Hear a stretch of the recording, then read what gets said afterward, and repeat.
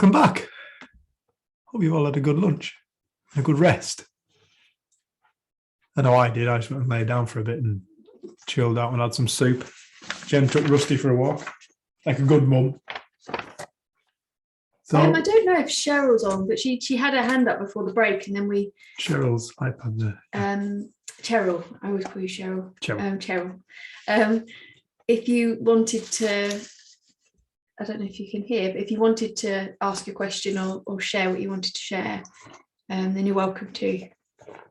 Just as aware, we finished for lunch and didn't get time to hear. Sit down, Rust.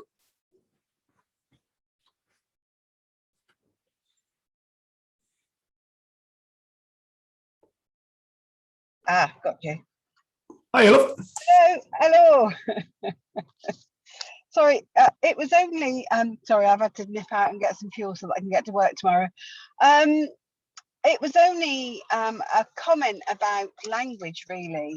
And I think, Eddie, was it that had said something about common sense and people not having common sense? And something that's dawned on me since I've been introduced to the principles is common sense to me is wisdom, and we've all got it. And I've heard countless times, oh, they're too intelligent to have common sense. You know, it's like they've got loads and loads of intelligence, loads and loads of qualifications, but no common sense. And so what has occurred to me is common sense is actually the wisdom that speaks through us, and we block it with our intellectual minds. And that's it, really. That was just my observation, that actually I think we all have common sense. And I think there are phrases that we use that, if we look at the language behind it, although I've got huge issues with language because what it means to one person isn't what it means to another, but it's like the common sense, the sense that is common to all of us is there, and we just block it with our intellect and our thinking. So sorry, it was just an observation. Nothing important. I was aware you'd had your hand up for ages and we didn't get to you. So no, it was fine. I actually took it down because it kind of lost relevance. It was kind of a bit of a by the by comment, and I just felt that other things that I think Kate was saying that was far more profound than my little comment. So it was not a by the by comment. I think it was a beautiful comment. Thank you very much, Dave. Thank you, Cheryl. Now get back to your driving and put both hands on the steering wheel. All right, no, I can take them off because I've actually pulled in. I've been a good girl. Good girl. But you'd be having a drink in the other hand and... Yeah. Oh, you've been observing me. Rolling a cigarette. Oh, no, not that one. Maybe eating a chocolate bar. Eating a chocolate bar. That's my addiction. Not the cigarettes, but the food. But that's Thank another you so thing. much. Anyway, no worries at all. Take care. Thank you.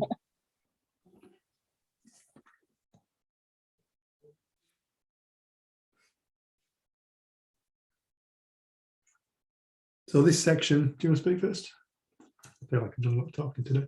yeah, I have. I've just got to sit and listen today. It's been nice. So we called this the oneness of life, and I realise in a way having that as a topic is funny because we can't really talk about the oneness of life. We can only point to, and that's why I love the nature topic, because I think that so beautifully illustrates that space from which everything comes from and the connection between it all. He's going to be sick. Is he? Yep. Excuse me 1 second. Dave's got a sixth sense for when Rusty's going to be sick or he needs a toilet. He's been with him for 16 and a half years. So he knows him well. And for this bit of time, we just thought we'd share some stories where we've experienced almost it's only been in hindsight. It's like the character sort of dissolves for a moment and you get to feel part of the whole. And like we say, they've often been very fleeting, but there's something in that space that really does bring information, bring change, bring insight.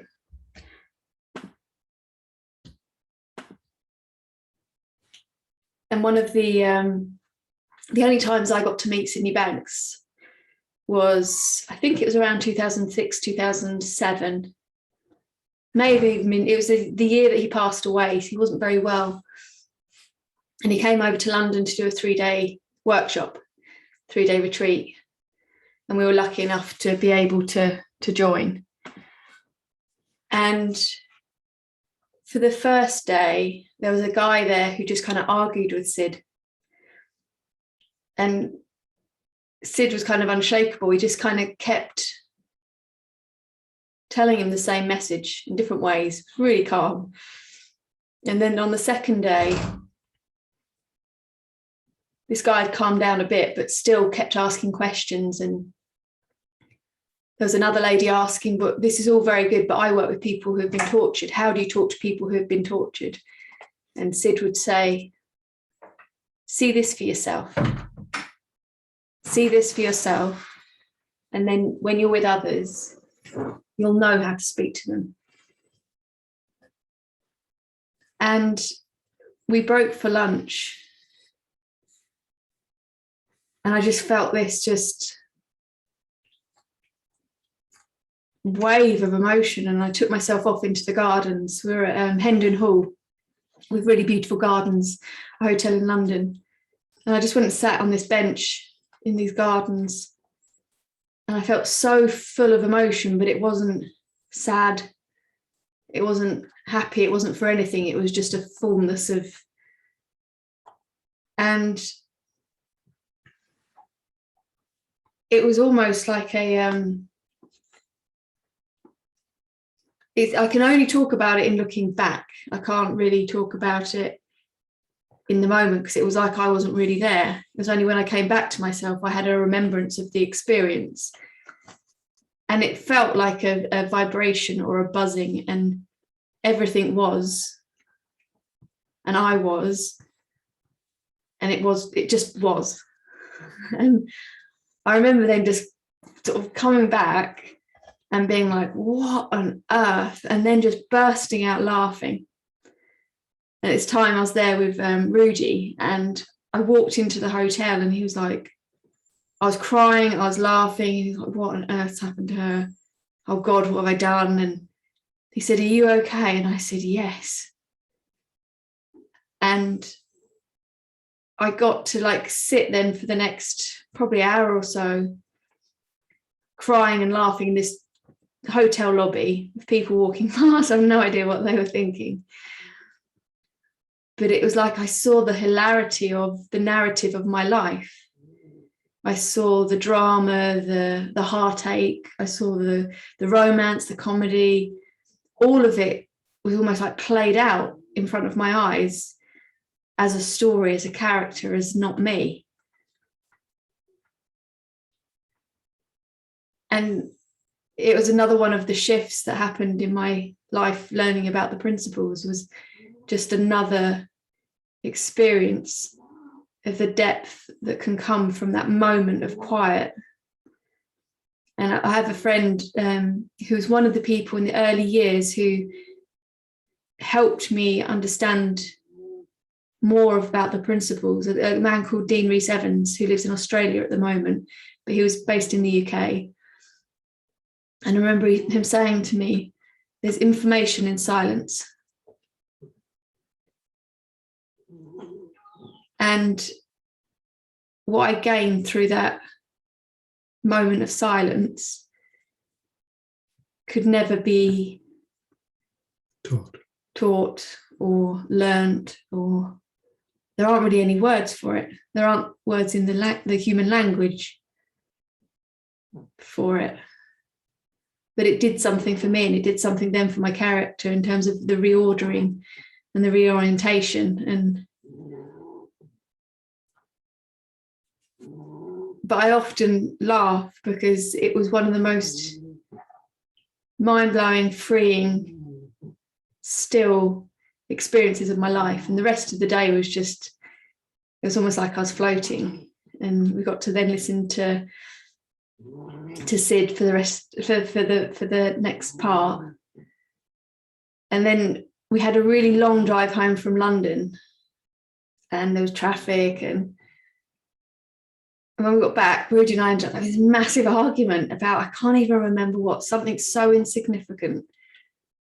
And the next day I just burst out laughing. I was like, wow, in real time, seeing the being human part of, you think you've seen something, you've cracked it. Like it was, I really thought, and then like back into my personal mind, my personal relationships, taking things personally and getting caught up. But that contrast was so valuable for me, because I started to see how much of my life do I live in that constricted, restrictive place, and how much do I spend in that openness. And it gave me an orientation and a recognition of how life can be when we live more from that open place. And I feel like the only way we get to see more is to really start to appreciate what we already have seen. Because I think so often people have insights and they get really excited and they want to see more. They want to like get deeper or have an experience like someone else has spoken about, and that then just creates a feeling of dissatisfaction. But when we start to recognize the gifts we've already been shown and then let them go,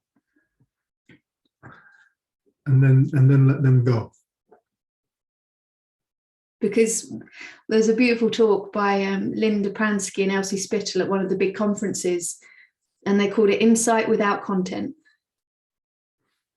And the talk really was about insight doesn't come with content, because insight is before the form.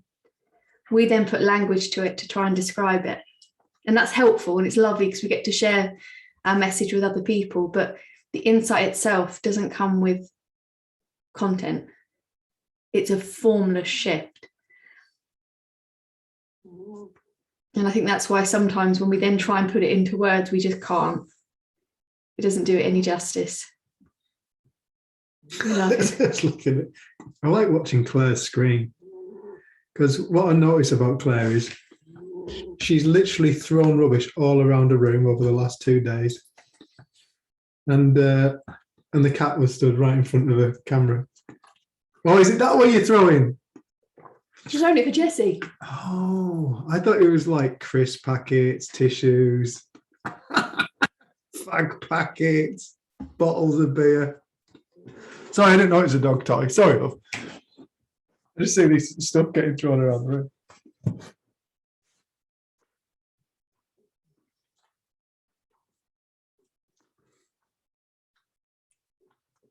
Sorry, love.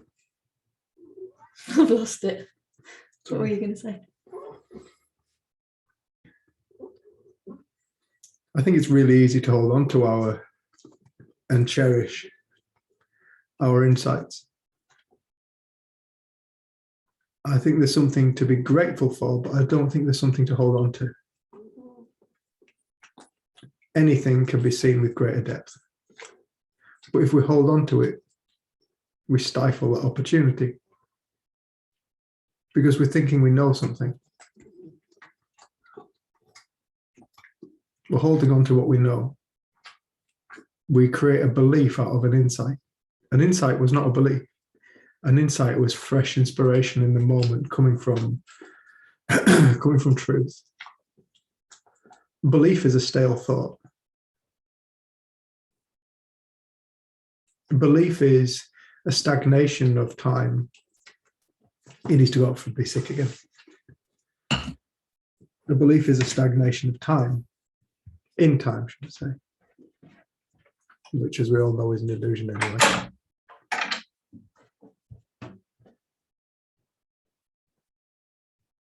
Beliefs stifle evolution.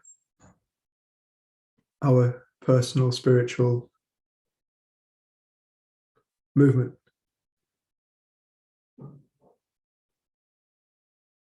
It's not to say don't have beliefs. It's just understanding what they do.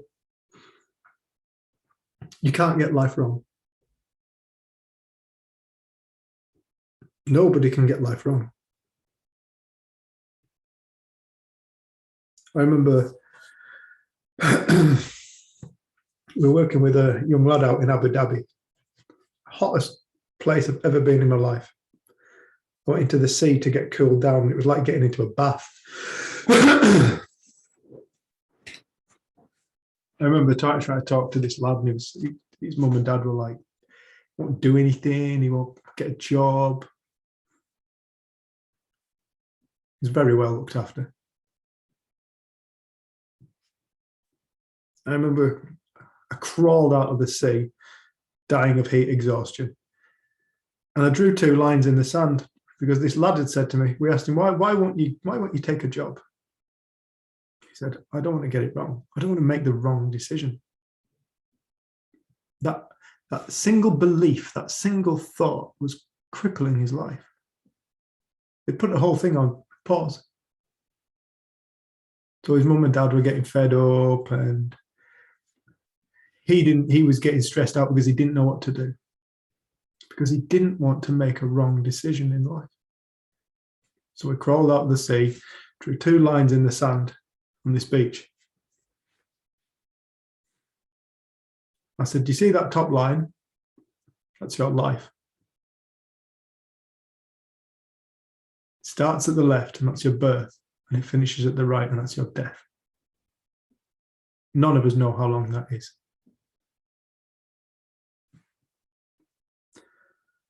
I said, the only way that you could ever know if you were getting life right or wrong would be if you had at least one other line running parallel to your life, which would be another life, which you could consult at any moment to see how it went. Perhaps you may need another line underneath that one as well, so you could consult that and compare the 2. Perhaps you need another line underneath that, so you could compare that to the other 3, however many we're up to now, I don't know. Or perhaps we need infinite lines so that we can keep comparing. How does it turn out? How does it turn out? How does it turn out? Did I get life right? Did I get it wrong? But the only way you could ever know. But even then, it would still be up for negotiation. It would still be up for opinion. And I scribbled out the bottom line and said, that doesn't exist. You only have one life. And it's now. And in singleness, there is not the duality of right and wrong.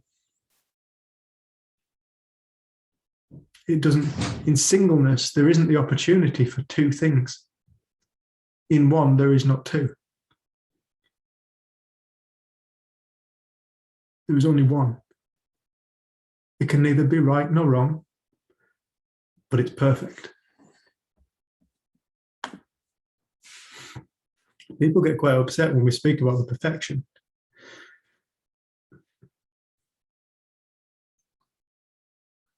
We don't mean perfect in an opinion sense. Is this right? Is it right people should do that? Is it wrong people should do that? When we say perfect, we're saying it is what it is. Outside of judgment, it is what it is. And it is only a judgment that casts an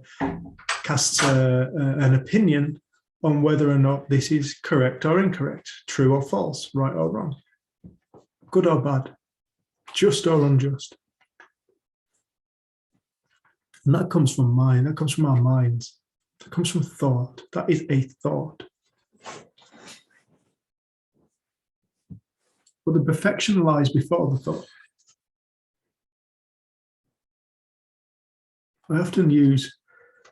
I am somebody who adores the natural world. I love this planet dearly. I love all the beings that exist on it. I'm fascinated by them. I see we're all family. The trees are an aspect of our family. The the insect are an aspect of our family. We're all one family on planet Earth. We all come from the same place.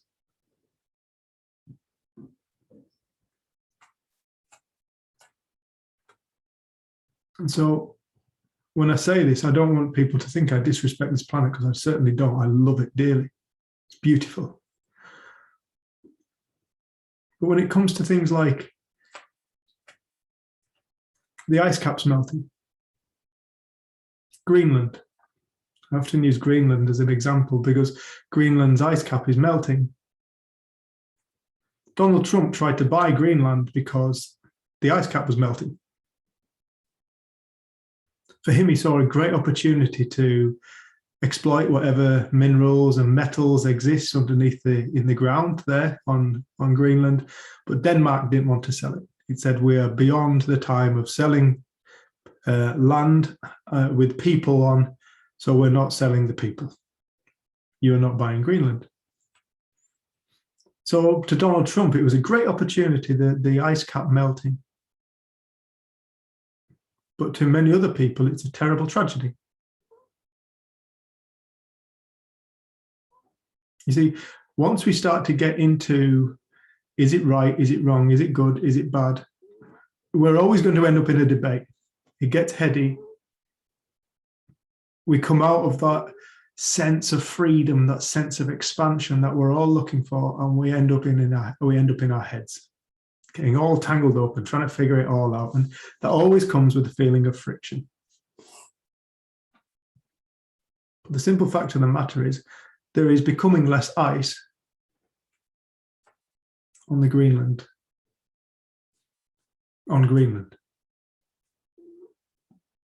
That's just is what it is. And it can't be any other way. It's impossible. It is totally and utterly impossible for it to be any other way. So in that, it has to be perfect. Not perfect correct, not perfect right, but it is what it is. And this is when people start talking about the perfection of life. They're saying, before we cast a judgment, there is what is. And it cannot be any other way. It is impossible. It is impossible for the world to be anything other than what it is right now, no matter how it's showing up.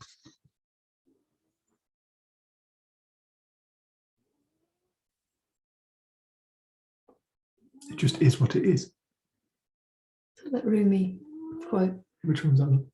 Well, beyond ideas of right doing and wrong doing, there is a field, I'll meet you there. Yeah, just that.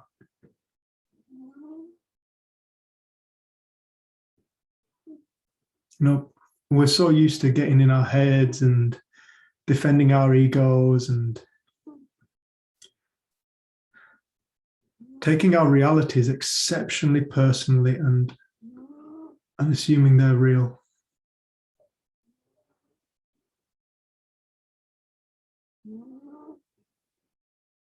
And the moment we do that, we're missing the point. We're missing what we're looking for.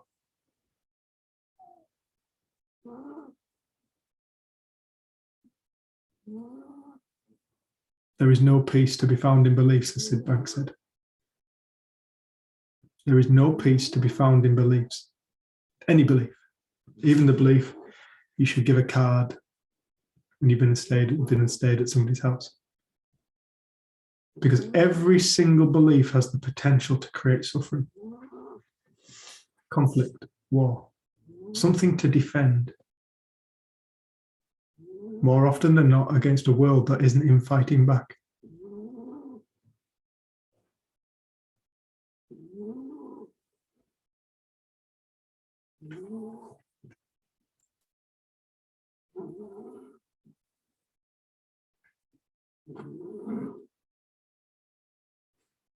I think it's the same with insight. It's relevant in the moment, and there's been times where I've maybe been working with someone and I've had an insight of how to share, or like a metaphor or something's come up, and it's so perfect, and it just the person really resonates with it, And it's strange, as soon as you start trying to make that, all right, yeah, I got to share this with people because it's really going to help them. You might try and share it with the next person and it does nothing for them because it's in the moment. Wisdom, common sense shows up in the moment with what is in front of you. When we start trying to then make a technique out of it, it may not be applicable in another moment. And I think that's why just allowing yourself to be grateful for what you've seen, but recognizing that we are the most powerful when we are just present.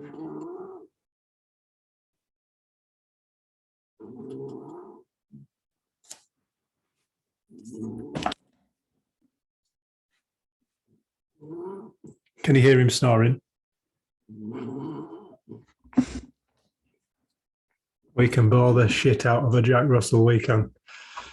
I've said it before, he's been on all our retreats, hasn't he? Well, you two just speak. It's amazing how some nights that can really keep you awake. And other nights you're like, oh, he's so cute. And you sort of drift off with the sound of him snoring next to you. He's some lad. He is.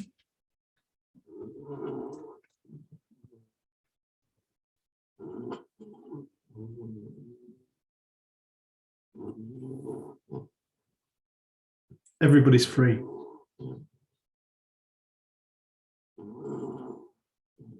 Everybody's free.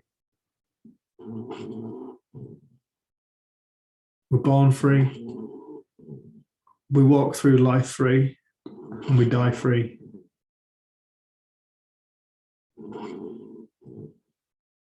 I remember being in South Africa. It was actually at Gordell's Redeeming Hope for the Disabled charity.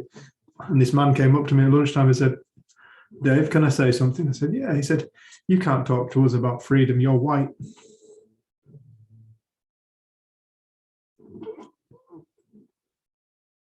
And I've told this story a few times, but I said to this man, would you come with me, please?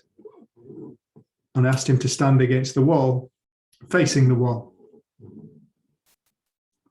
And I said, imagine I've put big clamps around your wrists now. It was like this. Imagine I put big clamps around your wrists so you can't move. Got locks on them that you won't undo. I said I've put clamps around your legs as well, around your ankles so you can't move.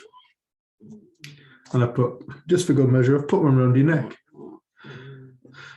So you're completely locked to this wall.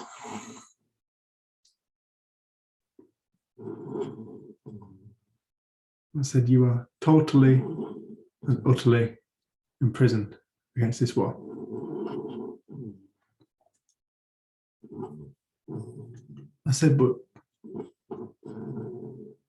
now tell me. I said, I walk away. You hear me walking away, and you don't know if I'm going to come back. I said, is it possible, whilst you're clamped to that wall, that you could think about your childhood? Yes. Is it possible that you could think about terrible times about your childhood? Yes. Is it possible you could remember beautiful times about your childhood? Yes. I said, could you remember when you were 10, 12? Could you remember stories from back then? And he said, yes. I said, okay, now let's skip forward. I said, could you imagine, do you think, a future? Do you think you could imagine a future where you don't get released from these shackles? He said, yes. I said, do you think you could imagine a future where you could imagine being released from these shackles? And he said, suppose so, yes. I asked him loads of questions and I said, do you think it is possible that whilst you're shackled to the wall, you could dream up poetry? He said, I suppose so, yes. I said, so even when you are fully incarcerated against a wall, your mind is totally free. The freedom within mind. We met Terry Waite at a fete a couple of years ago. Terry Waite, for people in the UK probably remember him. He was held hostage in Lebanon. He was a Christian missionary held hostage. And we met Terry. Beirut. Oh, is it Beirut? Sorry, Beirut. Yeah. He's massive. I'm 6 foot. I stood next to Terry Waite. He's 6'4". I think he's 6 foot. I think he might be 6'6", 6'7". Is he? Because He's he says in his enormous. book, because he gets put in the refrigerator thing.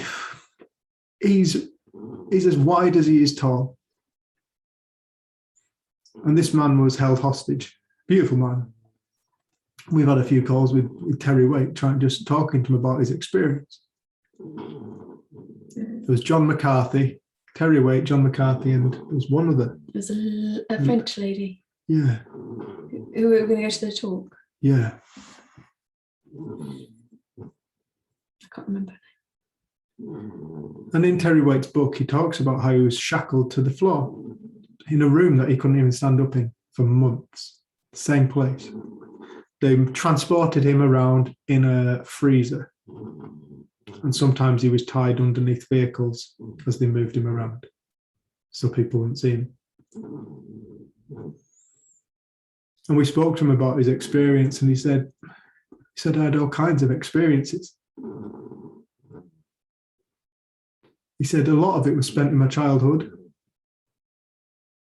A lot of it was spent remembering what I had. He said I struggled to think about my family because it created so much pain. He said there were times when I got so vast that I started to scare myself because of where I was entering into dimensions that I didn't know existed. He had all these different kinds of experiences whilst being shackled in the same place. He had optimism and he had fear. Will they come and shoot me? Is today the day?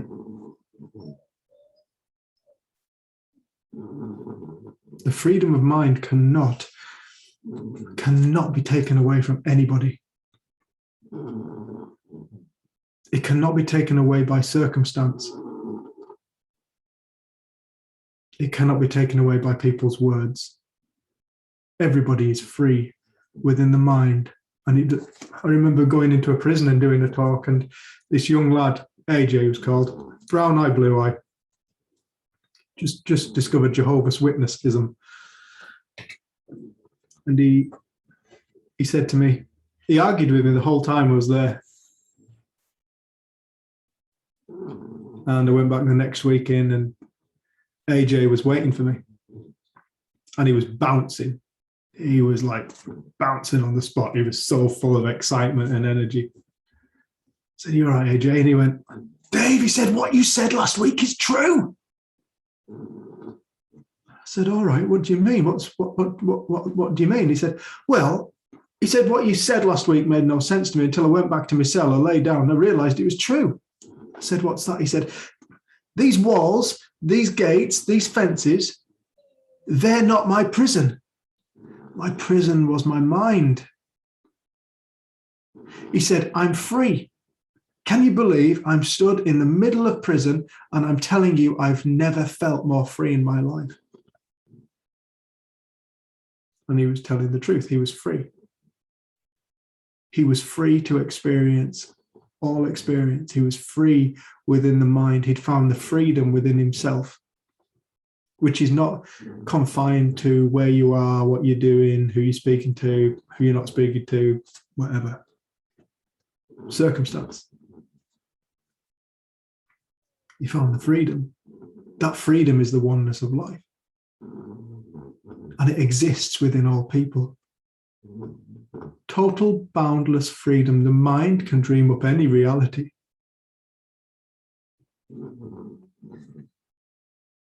It's all born of the same space. The limitation, the constriction, the imprisonment that AJ experienced within his life that created so much suffering and caused so much pain, and his behavior that ended him up in prison, was born of the same space as the expansion.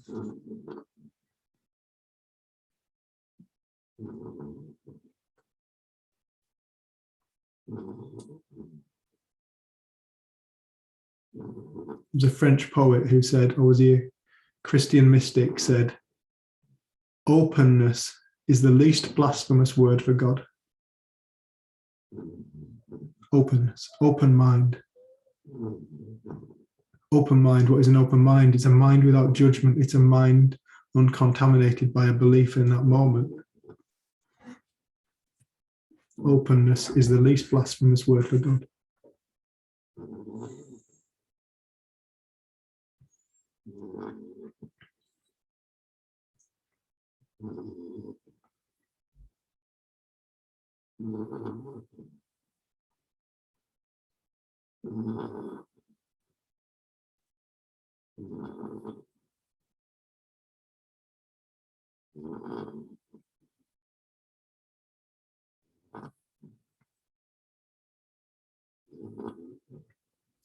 And it doesn't matter how deeply ingrained the belief. I've told this story many times. I tell it because it was one of my favorite experiences. It's a moment I treasured it like greatly. And it was when we were at the same soup kitchen we talked about yesterday in Cape Town, and a homeless man walked in. He was about 6'3", massive man. Walked in with a few bags, and he had black eyes, beaten up face. And I looked at this man, and I walked up and I said to him, "What's happened to your face?" And I was thinking to myself, who the hell would take you on? It was massive. And he said, I was jumped in the middle of the night. 4 men came and took my things. I was asleep in the park. This was in front of 300 or so homeless people. And in this soup kitchen, there were different gangs. And you'd see that the gangs kind of congregated together. It was simmering. They wouldn't take their eyes off one another, but there was no violence in that room. But there was a lot of mistrust. It was almost like a tinderbox. It felt like a tinderbox. At any moment, it could just ignite.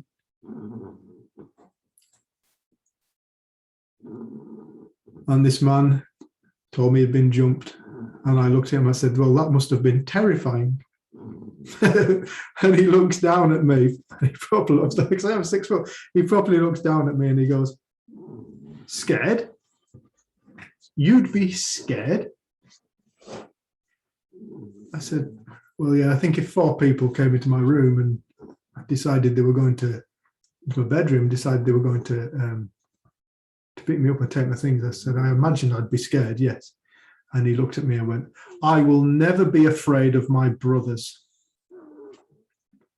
The only person I need to be afraid of in here is you.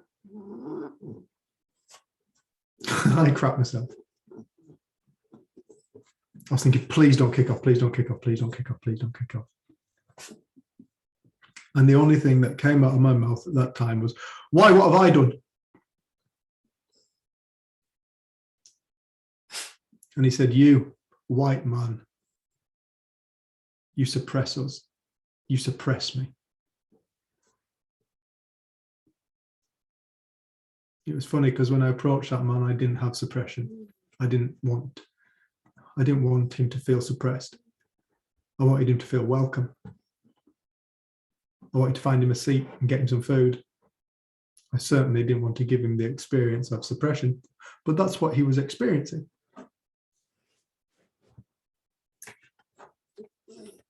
And I always say this because it's not a prescription. It's not a way to be. It's not something to do. It's just what occurred in that moment. I asked him a question. I said, I'm so sorry. The suppression you talk about, I can't see it. Could you please point to it? He said, what do you mean, can I point to it? I said, you're going to have to touch it for me because I can't see it. I said, unless I can see it and know where it is, I can't do anything with it. So you're going to have to show me it because I want to do something about it. You have to show me it.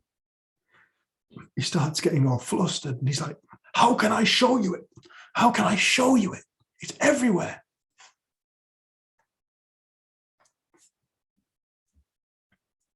And then I can't remember the exact words I said, but I had a conversation with him about what I learned about life.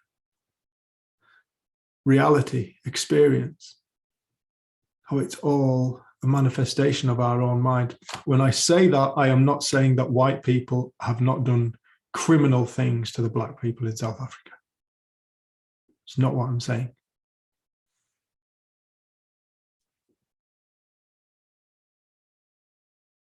But I spoke to him about what we've been learning about on this retreat. I spoke to him about the nature of mind. I think I spoke to him for about 20 minutes.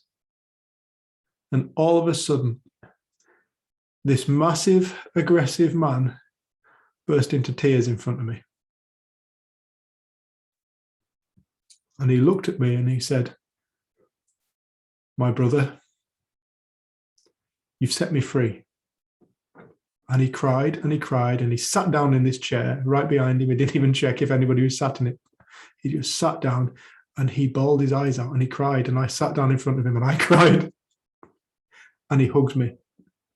And he was just saying, "My brother, you've set me free." I said to him, "My brother, you haven't set you free." I said, "You've set you free. You've done it. You've set you free." And that man, for the rest of that time that we were in that soup kitchen, he had the biggest smile on his face. He looked like his world had been blown apart. He was shattered. He just stood there in this daze.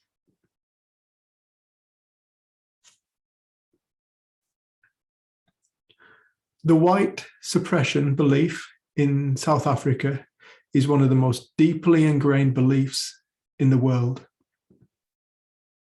It's generations old. Again, I am not saying that white people haven't done horrific things to the black people of South Africa. They have, and continue to do so in a lot of cases. But the suppression that that man was feeling was an experience from his own beliefs. And in that moment, he saw beyond it and he found the freedom that exists behind it. He was homeless. He had beaten up face. He had next to nothing. But he found love. And he loved me. And I loved him. We just both fell into this space of love and we both just hugged each other. We both just cried. It was one of the most special memories I carry. And I saw how simple it is to fix the world.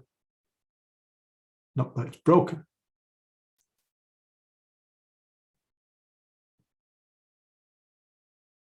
Change of mind brings about a corresponding change in reality that we encounter as our life. A change of thought brings around a corresponding change in the reality that we call our life. New revelation will shatter the old paradigm of our reality and elevate it to a new experience. It will walk us into a new world, because the world we think we walk around is not outside. The world we walk around is within ourselves. We all see a different world. We all walk around in different worlds on the same planet. We create the world with thought. Nothing more, nothing less. All fear, all suffering is thought. Happiness is thought. Joy is thought. Suppression is thought. Freedom is thought.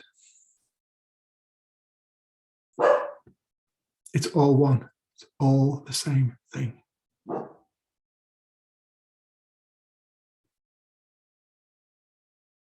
To change the world, we must change the mind. It has a twofold effect. You get to live in a beautiful experience, and how you relate to the world helps to change and wake up other people.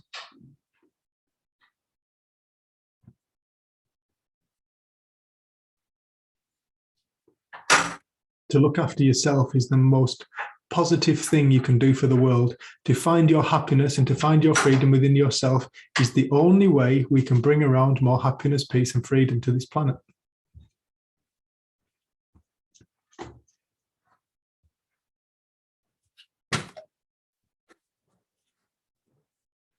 And to create a tipping point on the planet, to create mass change of mind, isn't going to take millions and billions and trillions of people.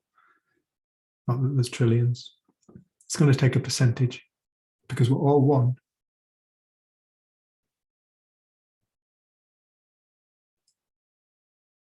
The more people wake up, the easier it becomes for others to wake up. Consciousness of humanity is a frequency created by frequencies. Everybody is a frequency. Everybody is a level of consciousness, is another way of saying that. Higher frequencies always cancel out lower frequencies. That's what they say in physics. Higher frequency always cancels out lower frequency.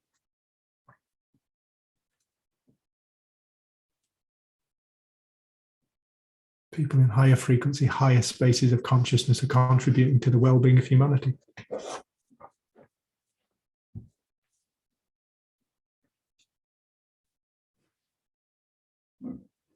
In this world.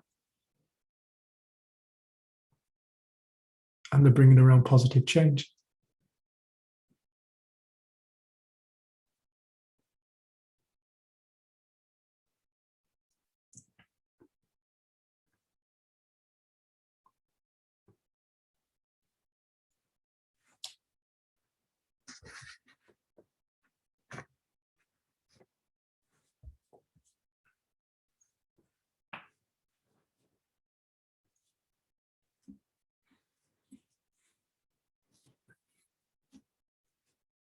Sorry, I've missed.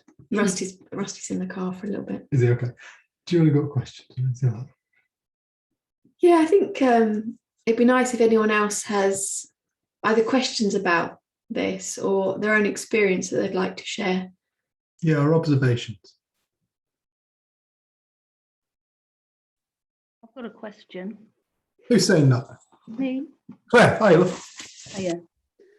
Right, so Jen, when you were saying not to keep searching for insights and realize what you've had already, then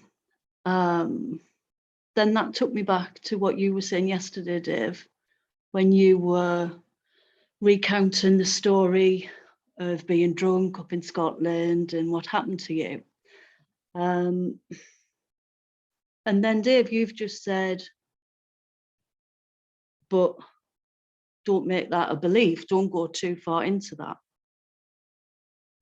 So my question is, where's the balance? Because I'm realizing that I've had a couple of significant experiences, but I haven't gone back to them and I haven't reflected on them. And when you were talking yesterday, I thought to myself, God, Dave must have really sat and kind of looked at this and thought about this. And then I thought, right, that's probably what I need to do. But you've thrown me a bit when you've said, sort of like, make sure you don't, what is it you said? I wrote it down. Letting go of it. Just let that go. But I still feel like the things I've been shown, I need to look in that direction, because that is the answer, not talking about all the content of what the 3Ps create. I feel like I need to, well, I know I need to stop that now. And I feel like I'm drawn to actually looking at what happened to me. But I'd love to know a little bit more about what you're, you know, what might happen. What are you saying there, Dave, exactly?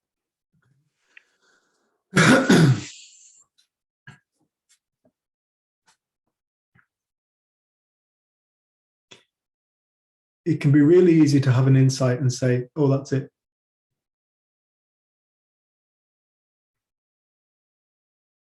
The moment we do that, we've created a belief. That insight was a moment of inspirational wisdom. It was never a belief. but we turn them into beliefs. We solidify it, we freeze it in time, we carry it around. It then is simply an aspect of ego. It becomes something that we defend, it becomes something that we think is fixed, it becomes something that we think is finite, when in actual fact, that insight has the potential to, when left alone, to grow.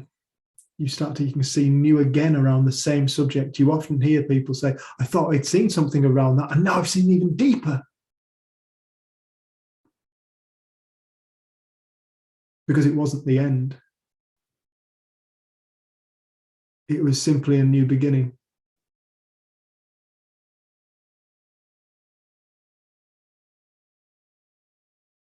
I remember it being described once at a conference. The insight is almost like there's, I'll see if I get this right. there's an elephant, and then different people can like feel its trunk, and they describe the trunk, and then different people felt its tail or its foot, and then each of them think that's the truth. Each of them think that's the full picture. I take it the blind are blindfolded. Yeah. Right. But everyone's trying to describe that one truth, that one space, but we all get to experience it differently, and we have different aspects of it. So it's just knowing that we're only ever going to get glimpses, and that we can then get another glimpse, but it's the same truth being revealed, but we get really hung up on the content. And sometimes to communicate a message, it's helpful to tell the story because we are human beings. But my introduction was way shorter than I normally do, because that story doesn't come alive in me anymore in the same way it used to when I shared it. So if an insight comes to mind and it enlivens you and you feel like you're learning from it, then allow that to do its business. It's beautiful. There's no rules or shoulds or shouldn'ts. But I think it's just when we sort of think, oh, I've got it. I've got the principles. I understand this. Check. Nothing else to see. But it's just being grateful for that, but knowing that you're only ever going to have had an aspect of the deeper truth about life, and there's no end to seeing it. Does that make more sense? Yeah, it does. And I think because I haven't actually even been curious about what I saw too much. Because of the circumstances that I saw it was really traumatic. And so I think I've tried to just stay away and forget it ever happened, because what took me there was quite a violent thing.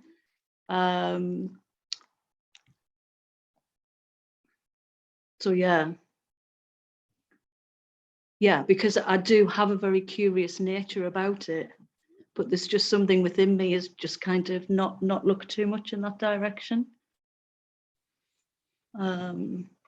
But I remember being on something last week with Christine Heath, and she said, be a student of the feeling, rather than thinking about the words and talking about different things.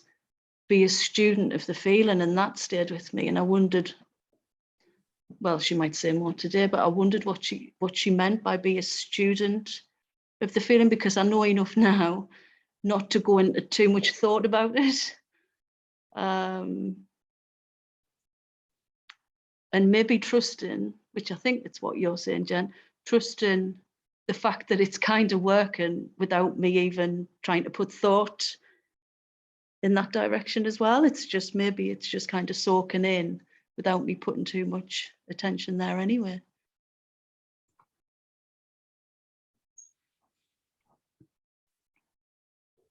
The intellect's awesome.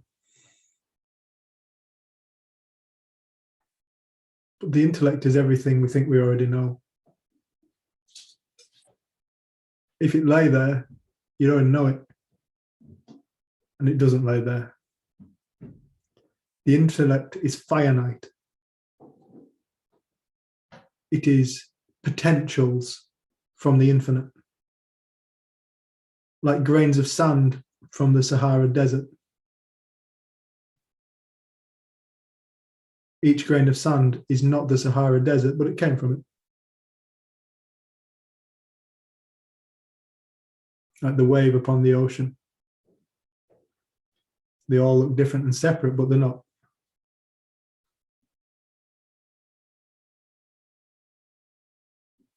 You know, you ask people, they'll say, I'm a searcher. You go, okay, what are you searching for? And they'll give you an answer, what they think it is.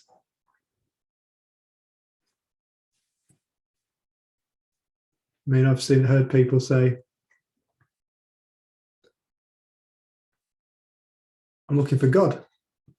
All right, what does that look like? Being in total oneness all the time. No, you are God. Even in duality, even in the lostness of the most lost. You are still that. What we think we are looking for, we are not. It's complete and utter distraction of our own mind. It's a thought taking us completely in the wrong direction.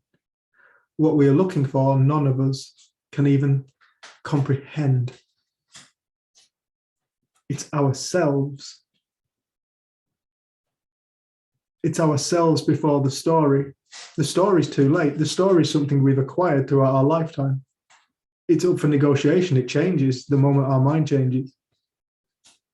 But that's how we think of ourselves when we start talking about the self before the creation of ego. The intellect can't handle it. It doesn't know what to do with it. So most of the time it just goes, oh, that doesn't exist, that's bollocks. It frazzles its own little circuit board, trying to comprehend what comes before me. And the me that's trying to figure that out is a ball of thoughts. That's all the ego is. Ball of thoughts. Ball of memories. Things that we identify with. So we can't think our way there. The intellect is of zero value in this case. It's awesome for getting through life. Fantastic. Doing other aspects, knowing what to remember. Last time I did that, I didn't go so well. Perhaps I'll do it like this time. Awesome. Must remember to put the bins out. Fantastic. The intellect is an awesome tool. It's not the whole toolbox. But we tend to use it for doing every single job in life. But when we come across a circumstance which we've never encountered before, the intellect kind of frazzles itself out and we get all overwhelmed because we don't know how to figure it out. And I'm trying to figure it out. But we don't have the knowledge in there yet. But the knowledge will come from somewhere. And it's that somewhere that we're interested in. Because that's you. Infinite knowledge. The absolute capacity to thrive throughout all of life. And the only thing that takes us away from that opportunity of what, or should I say, what appears to condense the ability to thrive is our intellect and ego and belief system, which are all the same thing, just different words to describe it.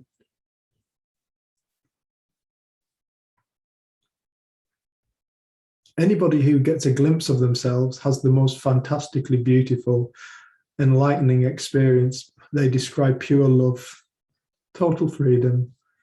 They laugh a lot about life. What the hell have I been doing to myself?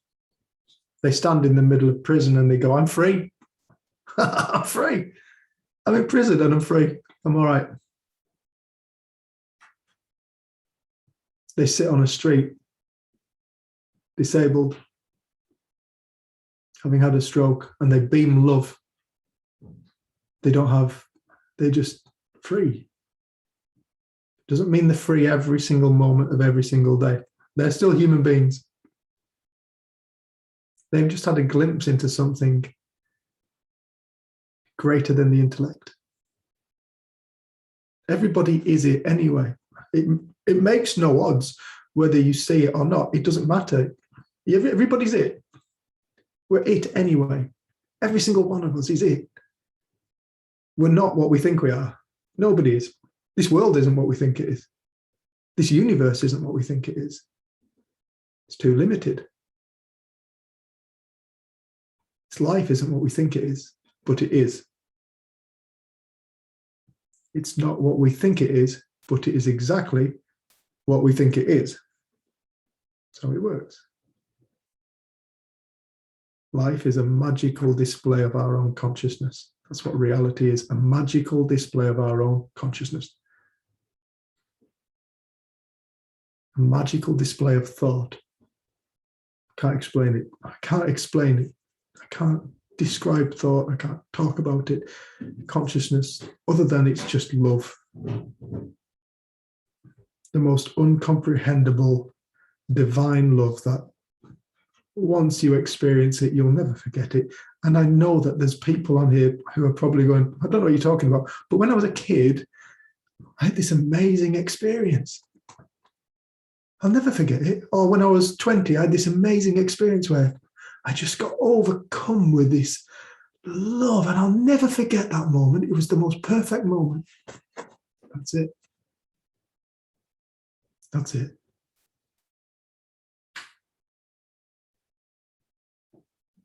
Perfect moment. And then there's more.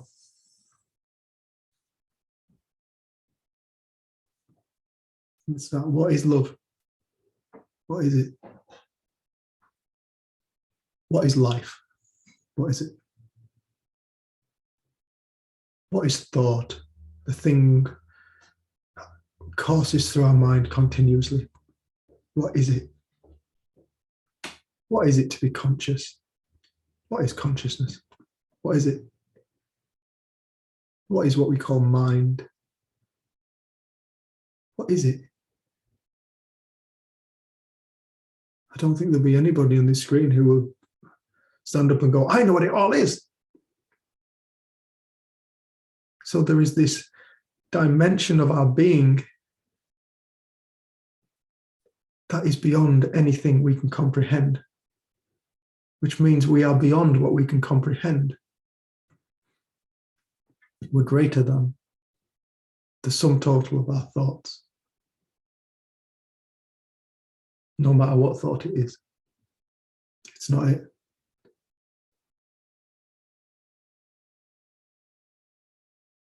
We're all it already. Everybody on earth, everybody in the universe, every plant person, every fungal person, every single bacteria person, insect person, every single person on earth is it. This is why Sydney Banks tried to describe the illusion of reality, and he said, it's a great illusion, it's a grand illusion.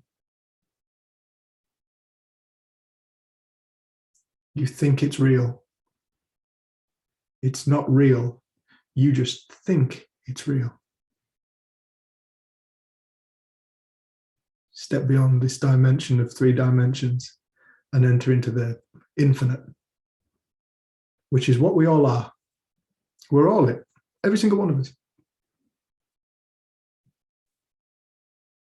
Enter into that love, that unity. Heaven. It's another word that's been used to describe it. Heaven. Kingdom. Kingdom lies within the heart of every man, woman, and child.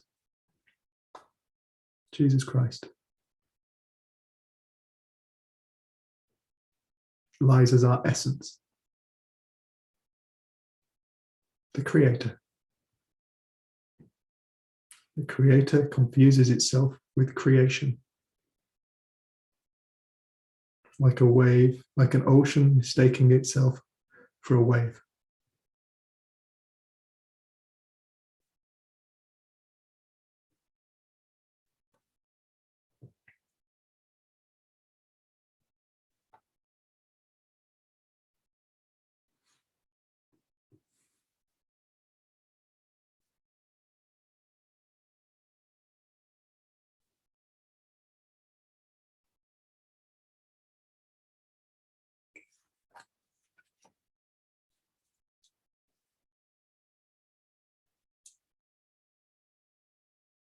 Anyone else want to share anything?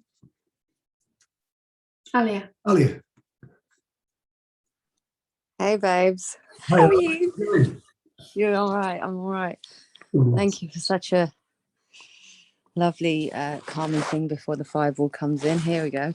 How do you like how do questions? I always come with the how do's now, or how to's. So going back to what the lady said before he was just speaking, I've kind of had a little insight into a behavior, okay, that I have, and it's like an unconscious, or is it subconscious? What's the word? And so I've been, sometimes I don't catch the thought, the behavior just comes about, okay? And I was just wondering, like, how does one... Oh, don't laugh. In a posh way, it's still a how-to question. You're such a shit. It's true. Yeah, how do I just change the behavior? How do I do it? How do I change the behavior? I keep thinking, okay, change the, it's got me quite stuck, and I'm incessantly thinking about it, and I sound really silly and really kind of. No, you don't. No, you don't. But the like you said, the ego, it literally, it's just a memory. It's a ball of thought that's just really overtaking one's kind of, blocking the opportunity for a new beginning, so to speak, as you said.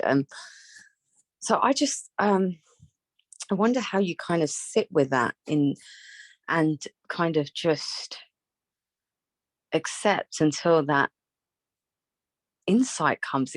I'm really impatient with it, and I know you're not supposed to change the insight because I've had so many things drop, but it's just this one thing that just will not shift, and I'm getting so impatient. Sorry, don't laugh. Why'd you laugh? Why'd you laugh? I'm laughing because it's one of the most commonly asked questions. Oh, is it? Oh my God, I should really know it then. See, it still comes up as a how-to question, no matter how I try and put it, it's still there.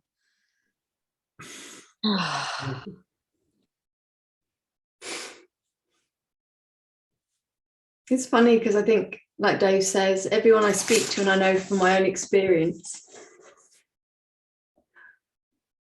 there's certain things that I still struggle with that don't look like thought. It doesn't matter if I have an intellectual understanding that this is coming from thought. It does nothing for it. And I can often find myself in the reaction or the experience. And I'd say the thing that's shifted, because I used to say to God, if that one thing dropped away, I would have so much more space in my head because I give it a lot of attention. And I think it was having a conversation with your sister. You said, God, you give yourself such a hard time when you get caught up or lost. She said, but you give everyone else so much space and love around it. She said, maybe you'll never see anything new about that. Then what? And I remember thinking, God, I've given it so much energy and attention. If only this could be different, my life would be so much better. And the space that came up when Lisa was speaking to me was just, I've got to stop fighting it. I've got to stop hating it. I've got to stop judging it, because it's just creating more of it. And then it keeps it alive. And then I'm now on a beautiful walk having this conversation when I'm not even in the experience of it. And I saw how that kind of behavior and reactions that I can have, they come and go. But do I want to spend time when I'm not in them, when they've naturally passed, giving them attention, trying to figure them out, trying to work out how to get rid of them? And It was when Dave did a one-to-one with somebody on one of the retreats at Stoke-by-Nayland. And it was someone who had been doing the facilitator training with my old company, Innate Wellbeing. So when he got back, I asked how it went. He said, oh, it was amazing, actually. She wanted to go on a walk with me because she knows I used to be really, really angry. And she was on this beautiful walk, and it's stunning, the area. And she'd said, this, I sometimes tell it slightly wrong, but this is what I heard from what Dave said. She said, I just wish the rage would leave me. I wish the rage would go away. I wish the rage would go away. That's exactly what I'm trying to point at. It's the rage. I can't deal with the rage. And they were walking along, and she was saying, and then Dave said to me, he goes, and then I just stopped her for a moment. And he said to her, you don't really look like you're in a rage at the moment. Can I ask you when this was? And she said, oh, it was 2 weeks ago. I totally lost my shit with my kids. And then Dave was telling me, he goes, and then so I just said to her, well, so you're using your one-to-one with me now, when you're actually really quite peaceful, to talk about a rage that happened 2 weeks ago that's already passed. It's already left you. The rage left you 2 weeks ago. And I remember just sitting there going, oh my goodness, like, how much time do I spend in reflection of my own experience? How much time do I waste reviewing, reflecting on the negative aspects or the not so great aspects of my character? And I saw how I was keeping it alive even longer. So not only did I have to experience the discomfort in the moment, I kept recalling it and bringing it to life again and again and again, trying to figure out how to not do it anymore or how to make it go away. It naturally passes. And if I had the answer within me already to what the insight was that's going to help shift this, it would have already shifted. I don't know what I'm looking for. And with that insight and then the conversation with Lisa, it's like I let myself off the hook. It's all right to feel stuff. It's all right to get insecure. It's all right to get, it's just what happens as human beings, because we live in a world where we open our eyes and we're seeing in a dualistic way. We feel separate. We feel like there's them and us and out there and in here. Perfect people, imperfect people. There isn't that out there and in here. There is only in here, and the security and safety exists within us, and it's not conditional on us being a certain way. We are whole as we are, regardless if I ever have an insight around this particular topic that for me has been something that has come and gone throughout my life. But we keep wanting to know what to do with something that's already happened. And then we're trying to come up with an idea of what we'll do next time. So we're already into an imagined future, trying to figure out now what we'll do. Well, we won't know until we reach that point in time where it comes up again. Or should it ever come up again? Because the only thing that will shift things is new thought, insight. And we can't manufacture that. But thinking about the thing the same way over and over and over again, repetitively, I don't like this shouldn't happen, I don't want to do this anymore, that's just giving it energy in life. And with the kids, often in schools, they have they'll get given a balloon. And they say, you have the one thought, what do I do with my rage? And then I can't handle this anymore, blowing more and more life into it. And you watch the kids get these balloons to the point where you think they're going to explode, but they let go of it. Well, the only way that you're going to stop experiencing it is if you let it go, not by breathing more life into it, not by giving it more thought. But it sometimes seems counterintuitive because we want we want to be better people. We want to sort it out. We want to. It's really, we're really quick to associate ourselves with certain types of experience. Aaliyah, I resonate with you. That's why I laugh at. That's why I laugh at you. I laugh at you because I love you as well. But I used to say I was an angry, depressed man.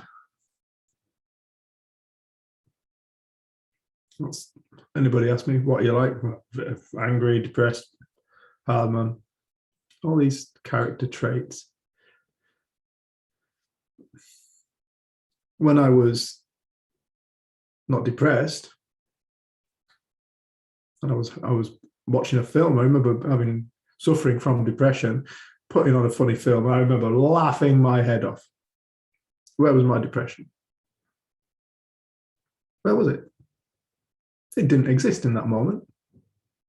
It only existed when I thought about it, when I thought the depressing thoughts, the anguish-causing thoughts. And I wake up first thing in the morning, my mind would be quiet and calm, and I'd just wake up, I'd look around and go, I wasn't living at home. My wife at this time was living on my own up at Skelleth Bridge in the Lake District. I'd look around and go, not cough, just look around and go, what am I doing here? What was I thinking about last night? Back in it. It didn't exist until I thought it. Did not exist until I thought it. I birthed it into being again and again and again.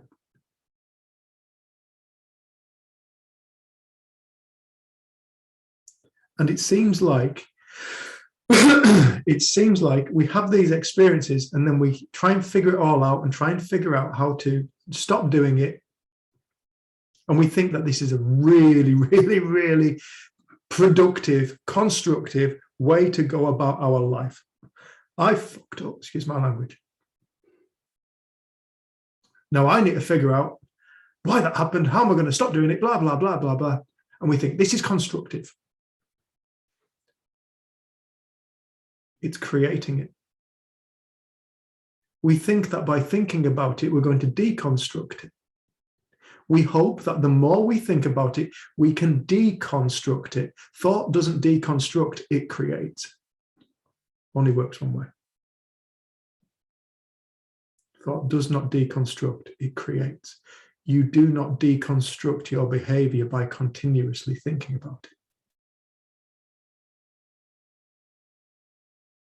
You create it. It's like the old thing, said it yesterday, don't think of a polar bear. Don't think about it. Don't think about a polar bear. I'm thinking about a polar bear. There you go. You trying not to think about something creates it.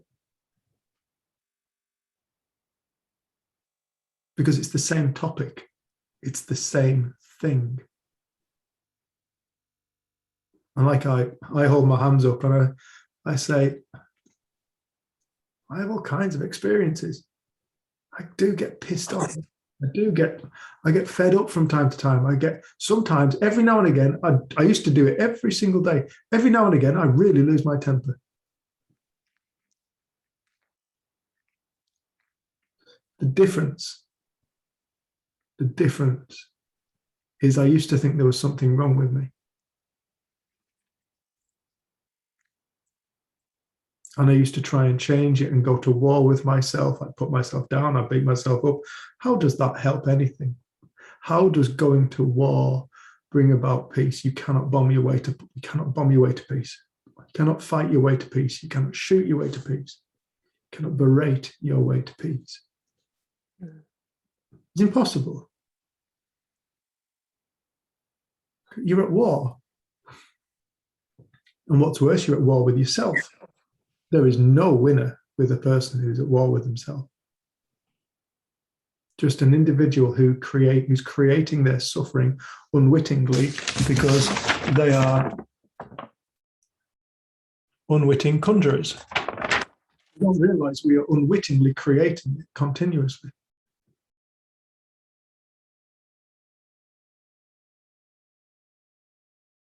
How to do questions in this? There's only one answer.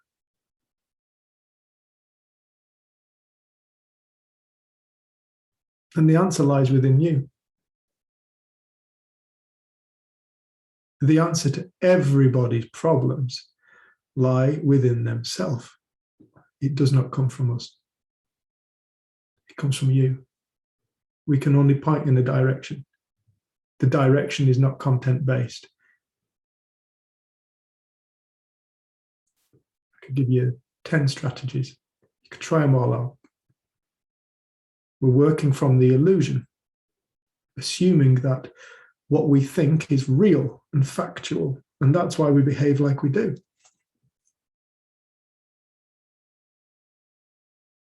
Because it's a convincing illusion.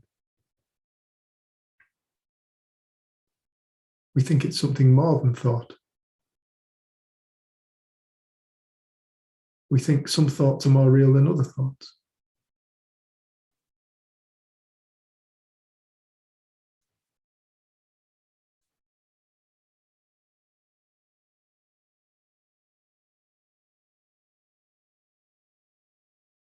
Wake up to the times when you're not experiencing it and be grateful. Notice them. See, it doesn't always exist. So therefore, it is not you. You always exist. You see all aspects of reality. You see all feelings. You experience all thought. You don't go anywhere. Thoughts and feelings and experiences come and go, like clouds in the sky. They're non-permanent. So therefore, they're not you because you're permanent.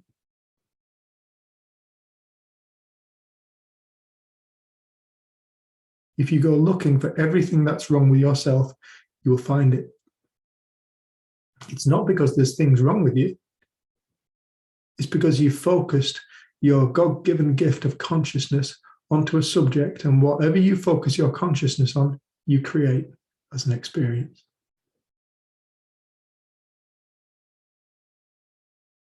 You go looking for everything that's wrong in the world. We all know these people go looking for everything that's wrong in the world. And they see it. They see all the wrong in the world, and they can't see any good. It's not that there's not good in the world. It's just they can't see it because they're so focused on everything that's wrong. And that is their entire reality. That's their world. They can't, it's impossible for them to see anything other than what they see. It doesn't mean it's true. It doesn't mean it's fact, but they see what they believe. That's why Jesus said, it is done unto you as you believe. It is done unto you as you believe. And then there's the buoyant people who seem to be able to just move through life.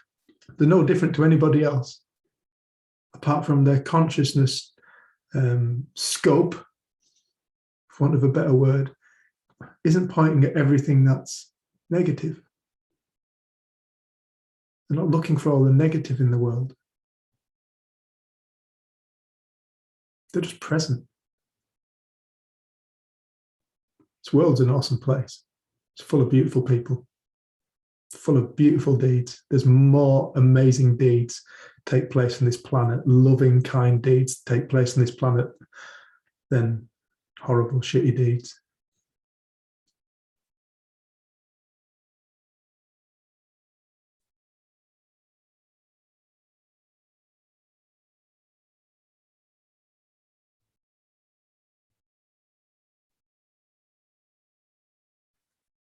The answer to your question, Alea, lies within you, love.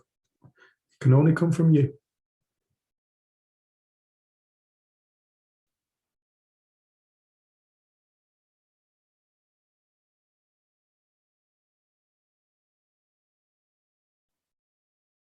Give yourself a break, love. You're not doing anything wrong. Thank you.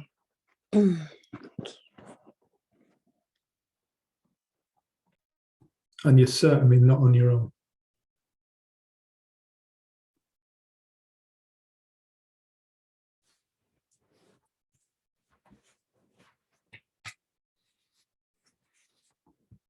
Okay. We're quite good with times this time, aren't we? Ali. We'll go to Ali. I'm just going to check the other computer. I've messaged Christine just to make sure she's coming. Okay. in case I've messed up again. But We'll just go to Ali, and anybody who wants to go for a break now, you're welcome to go. We're coming back at 5 p.m. when we've got Christine Heath. I'm going to sit with Ali, and anybody who wants to carry on listening in, you're more than welcome. And then once we've listened to Ali, we're going to take a break. Just a really quick one. For Christmas, I got a picture of the moon in different phases, and written underneath it was, just like the moon, I go through phases. But you've got the moon that's always whole, but it waxes and wanes, and we wax and wane and kind of expand and contract. And it just kind of really spoke to me about, yeah, we go through phases, and this stuff isn't about making everything right or doing everything perfectly or properly. We just naturally come in and out of all these phases. And that's how life is. But we're whole behind it all. I love that. Yeah, I really liked it. It's really helped me, actually. That's beautiful. I love that. Thanks for sharing that. That's right. Right. I think it's an awesome place to stop for a break. Back at 5 o'clock, half an hour. Loads of love, everyone.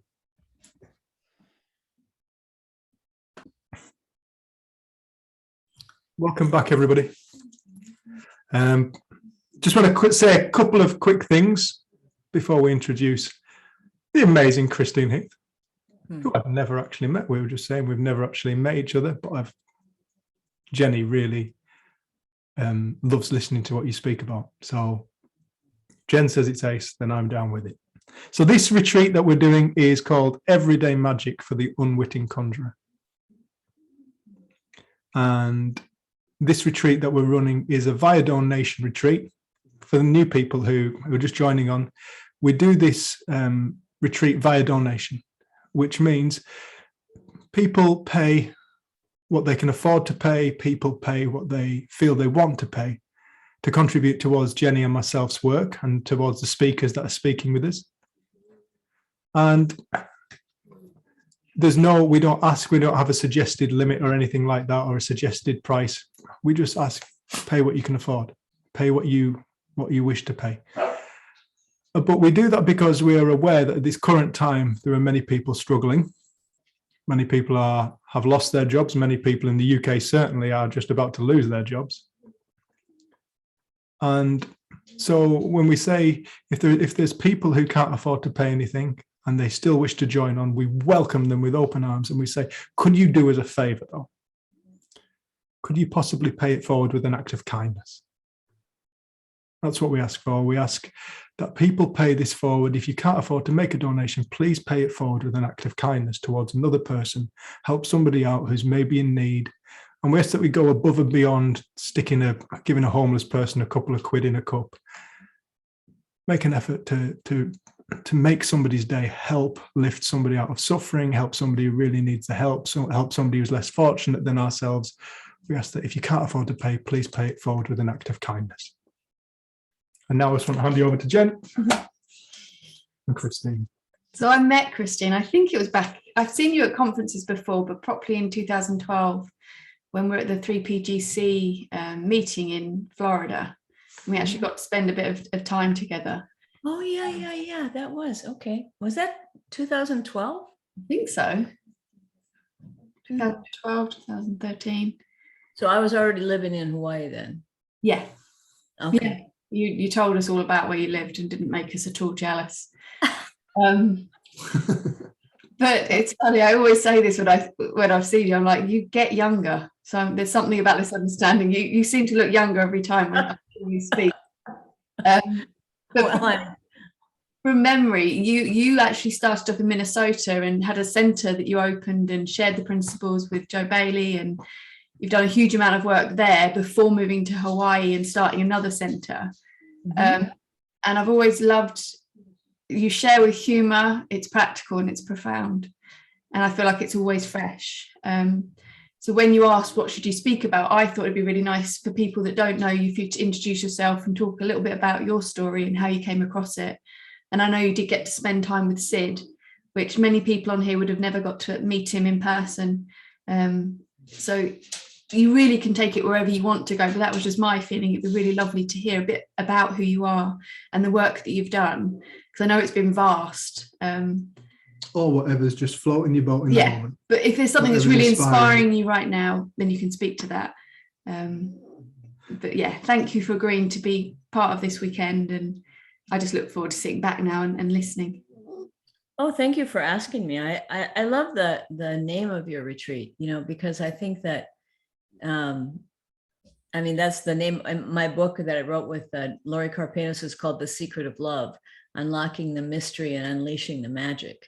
And that's really kind of the nature of this understanding, is that once you start to catch on to the nature of life, the magic just starts to happen.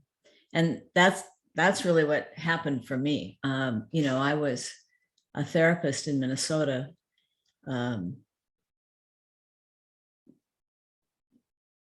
This was like in the late 70s. So was the fall of 1980 when I had a conversation with Joe Bailey about this new work that he was doing. And Joe Bailey and I did not like each other at this point. You know, we were kind of like very wary of each other, and we had a lot of beliefs about each other, a lot of thoughts about each other. And we didn't really like each other. He is a male psychologist. I was a feminist therapist. Those things in those days didn't really mix very well. And but for some reason, we had an office in the same building. And he came to the office one day, and he was going out to lunch, and I was coming. And he said, "Hey, you want to go to lunch with me? You doing anything?" And I said, "Sure." And so I went with him, and he starts talking to me about this training that he went to in Florida, where this man, Sydney Banks, was talking, and he maybe spent 5 minutes on that. And then he started talking about the woman he met there. And he talked about that for, a good hour and a half, I'm sure. And he was, and I was listening, because at that time, I really thought that I needed to find a husband so I could be happy. And I had big ears about new ways to do that, because when I went to bars, I would find people who were alcoholics. You know, I don't know how that works, but that's what happened. And so I thought, psychological conferences, that'd be a much better place to meet a man than bars. So I also had two friends that were in therapy with Joe, and he was doing this new work. And so my roommate was one of them. He had gotten referred to him from another person. I referred to him. Anyway, it was kind of roundabout. And he'd come home from therapy, and I'd say, "Well, have you dealt with this yet?" He goes, "No, but I feel better." It's like, I said, "Well, have you dealt with this yet?" He goes, "No, but I feel better." So now I'm really upset that here this guy is, I know all of his problems, and he's not addressing any of them. And what the heck's the problem? I couldn't even care that he was feeling better, because I thought that as soon as he was done with therapy, he'd fall on his face and he'd be, feeling bad again. And, or doing stupid things is probably what I thought. And so he was really like, wouldn't talk to me about it. He just like, he knew, do not have a conversation with her about this. It's going to be an argument. So he'd just say, "Nope, I don't know. I just feel good. And that's all that matters to me. I just feel good." And I remember him saying that, "Yep, I just feel good." And so I thought one day I would go down to Joe's office and tell him exactly what I thought of this new work that he was doing. And so I go down to his office, and he's sitting there. He starts talking to me about it. I said, "That sounds like AA. That sounds like rational emotive therapy. That sounds like whatever else I was current with on him." And he got really frustrated with me, got kind of angry with me. He says, "Well, if you want to know, go to this conference I'm doing." And I was like, okay. And so I go up to my office. Remember, I went up to my office and I looked at the brochure. I could not understand it. It was like it was written in Morse code.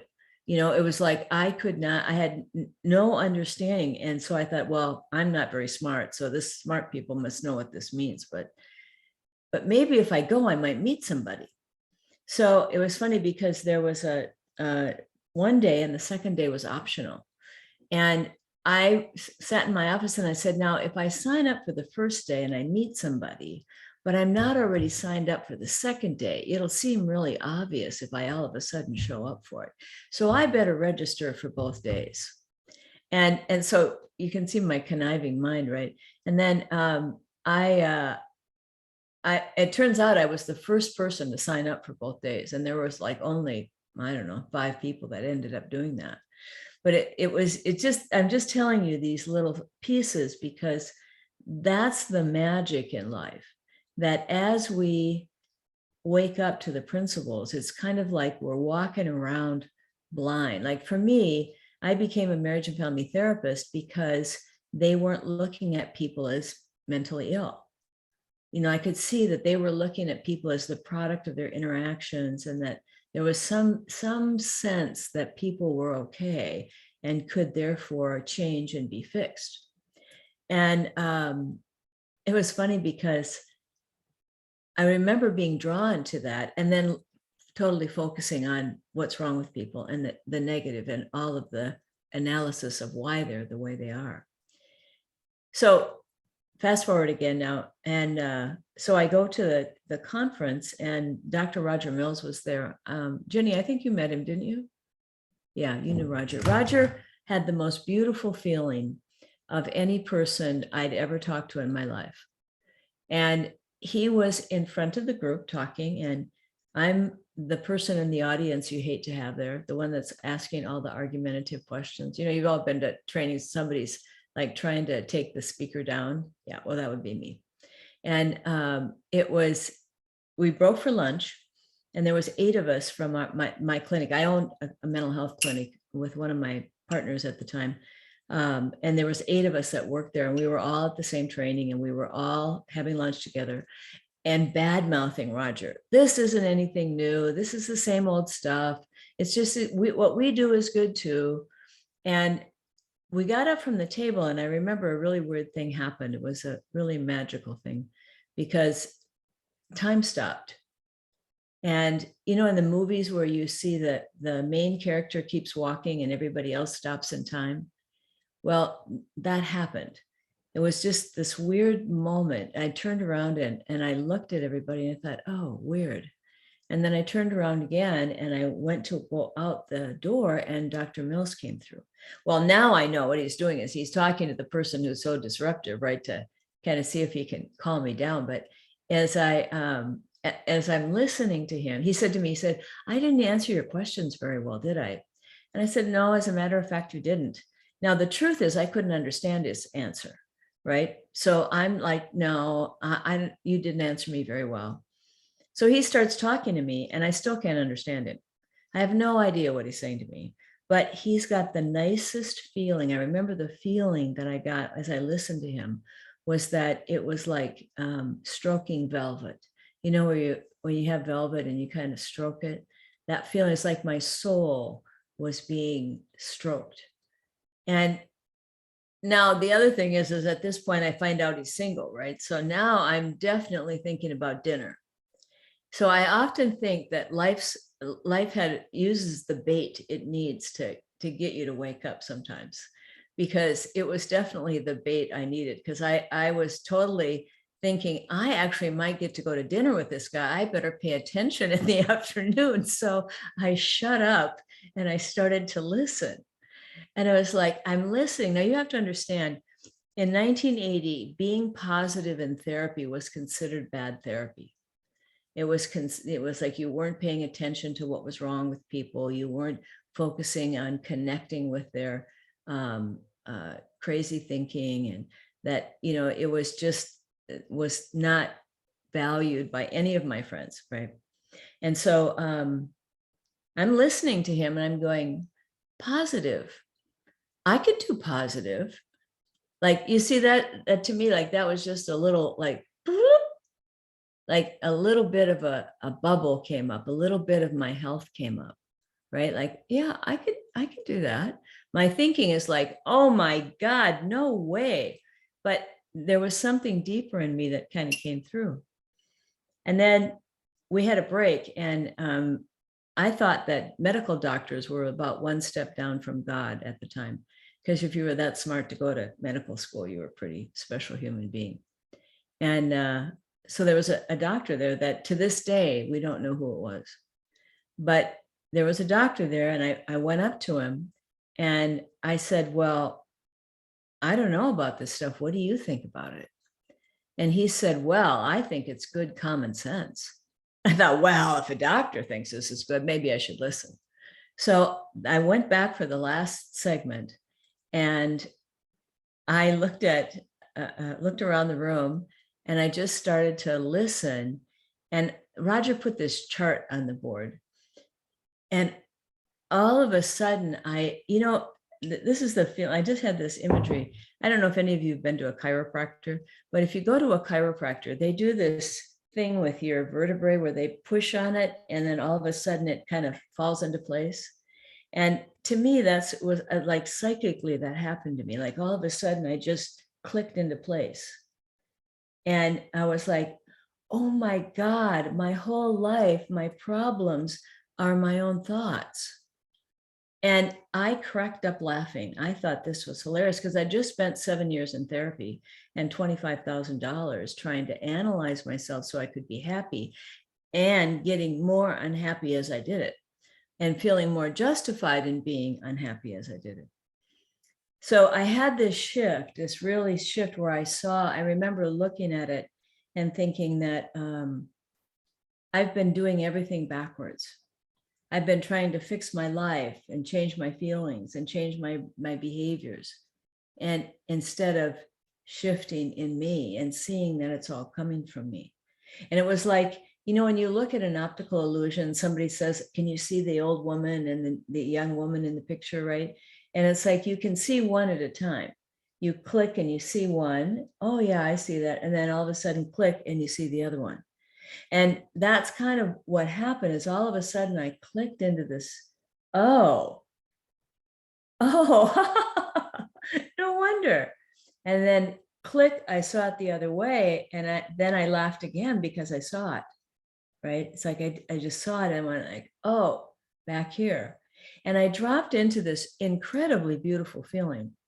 And it was like I went home a different person. I went to work the next week, and my therapist, I had 65 clients a week at the time, which was absolutely malpractice, but I did a lot of groups, and my clients got a different therapist. So it was like everything changed. It was funny because I had them do case notes. I wish I'd saved them, but I had them do case notes because I had so many clients I couldn't do them all myself. So I'd have them write on their own case note at the time, and then I'd add some stuff later. But that way I could really find out what was going on with them. And their case notes changed like a different therapist walked in. And up until that time, they talked about all the trouble they had, the drama they were having in their life, whether it was with their mother or with, their boyfriend or with their job, whatever it was. And I worked with people who were victims of sexual assault, either as children or adults. So these were people who had really had trauma in their life.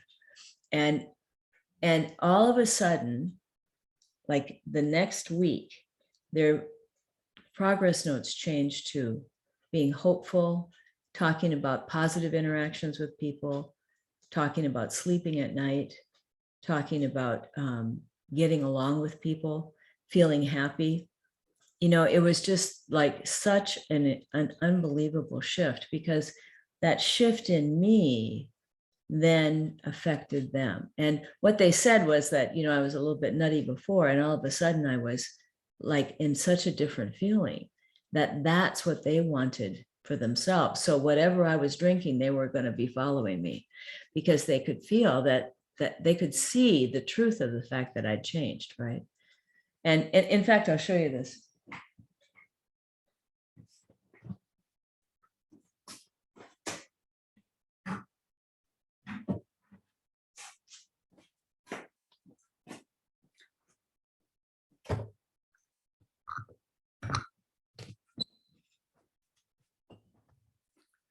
Can you see this? This was my coffee cup before I learned the principles. Is it like a gargoyle? Can you see that? And I love this. This was me. It was very scary, isn't it? And as I learned the principles, somehow I just put it in the closet. And my girlfriend gave me a new coffee cup. And so this was my new coffee cup, right? Now you see the difference in the feeling? That's what happened to me, right? So I'm drinking coffee from my cup here, and I see one of my clients had brought me flowers, and I put it in this vase for the flower vase. And I was talking and I said, oh, you want to see a difference in a feeling change? Look at this. And it was like, wow, look at this, is how life works to give you your props, you know. It was, but that's really what happened to me. I had this huge shift. So now I want to hang out with Roger, not because I want to date him, but because I want to get more of this. I could just feel that there was something more. So the next day I took him on a tour around Minneapolis. It was in December. It was cold and snowy, and we were going to go to dinner with Joe and Michael. So we were talking in his hotel lobby. And I remember he was on a big chair over here. I was on a big chair over here. And he was talking to me about how his path was similar to Albert Einstein's path. And he went to the same schools. And he was talking about, I don't even know why he was talking about that. But he's talking about that. And as he's talking, I drop into a really deep state of consciousness. And I felt like 1,000 volts of electricity were going through me. And I thought, oh, I'm being changed. This is going to be my work for the rest of my life. And I was just like watching this shift in me, really deep shift. And so that night we went to dinner at Joe and Michael's house, and we're in the middle of dinner, and I think, I don't need to be in therapy. There's nothing wrong with me. So I say this, and poor Roger's looking at me like, well, I don't know if you do or not. You know, it's like, I don't think he'd ever had anybody shift that much in his life. But that was the start of our journey, right? And so Joe Bailey and I were kind of learning this at the same time. We were like the Bobbsey twins. You know, at the end of the day, we'd call each other, this happened and that happened and this happened and that happened. And we were so full of like a kid in discovering life. You know, it was like, and then this, and then I saw this, and then that happened. And we would talk to each other at nights, every night. And so as we did this, our own grounding got deeper. And we started to learn that we had to live this. And that meant us changing tremendously. And so we both did this year-long program down in Miami, Florida, with Dr. Enrique Suarez and Roger Mills. And the work that we did, we were both very famous, pretty famous in Minneapolis as therapists. And so when we changed, the word kind of went out in the community that Chris and Joe flipped out. So we were like battling this public image of things, and yet we were learning it, and yet we thought we had the cure for mental illness. It was like, oh my God, how do you take that forward and know that you're just like an idiot yourself, just beginning to wake up to it and see it. And so we clung to each other, and we had good teachers, and we really learned how to live in a feeling. And that's really the most important thing that I could say about the magic of life, is that it's all in a feeling, and you cannot think your way there. Try as I have, mind you. When we do that, we lose the feeling. And dropping into a feeling is all you need. That will bring with it whatever information you need to do your life. And as you listen for that, and you listen from that feeling, it takes you into the unknown. So Joe and I were starting this clinic, and because we decided people would refer people to us, and they go to my clinic, and then they'd be like divvied out to other people. So I didn't feel ethically it was good to do that. So we decided to set up the first true clinic. I mean, the Advanced Human Studies Institute was like a learning institute, but this was the first mental health clinic that existed in the full natural way that, psychiatrists, psychologists, everything. We had everything there. And so we did that for about 2 years, and we had a blast doing that. And Sid would always say, just relax. The psychologists will come, and then this will change the world. And so I kept looking for the psychologist to come, and I was really bummed out because I thought we are not reaching these psychologists. We are not reaching these people. And then I realized we had all of these chemical dependency counselors that were studying with us that didn't count in my mind, right? Because I was looking for psychologists. And then I realized this isn't going to go through psychology directly. It's going to go through anybody that comes from a place of helping people to be better. And that's exactly kind of what's happened in the long run. I mean, I could see that then, but what really happened when this took off in Europe is that it started off with people who are coaches. It did not start off with people in the mental health field, because most people are so steeped in looking at the pathology of people and what's wrong with people that they can't really hear it. They're like I was before. So anyway, we did this, set up the institute for 2 years, and then I had a student, a social worker student, and she was, in my mind, a little nutty. And I obviously interacted with her as if I thought that, because she ended up going to Joe and she was crying. Oh, Chris is mean and harsh, and I can't do this. And it was like, so Joe takes me aside and he goes, Chris, you're too hard on people. You're too hard on yourself. You're too hard on people. You don't know it. And he goes, no, I don't want to hear about it. And I was like, okay, shut up and listen. And so I just listened, and I went home and cried for 3 days. It's like, oh my God, I'm a bad person. I shouldn't do this. I haven't changed. Everything's the same, blah, blah, blah. So I call Sid Banks on Sunday, and I'm crying. And he says to me, he says, now, dearie, sometimes we get in a low mood, and sometimes we get in a really low mood like you are right now. I think you're bored and you should move to Hawaii. It was like, oh, what a great idea. Oh, perfect. So from that moment, I started preparing to move to Hawaii. Now, I knew no one in Hawaii.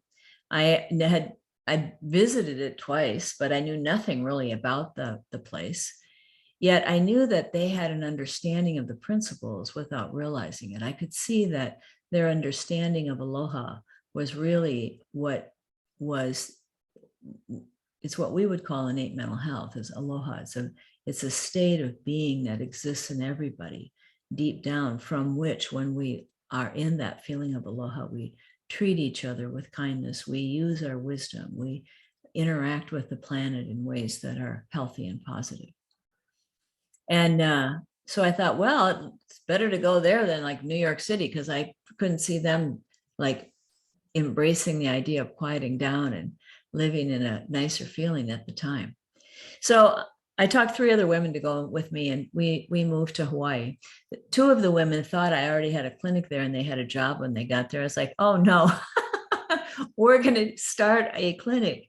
But in their minds, that meant there was one that I could pull out of a hat, and we'd all have a job.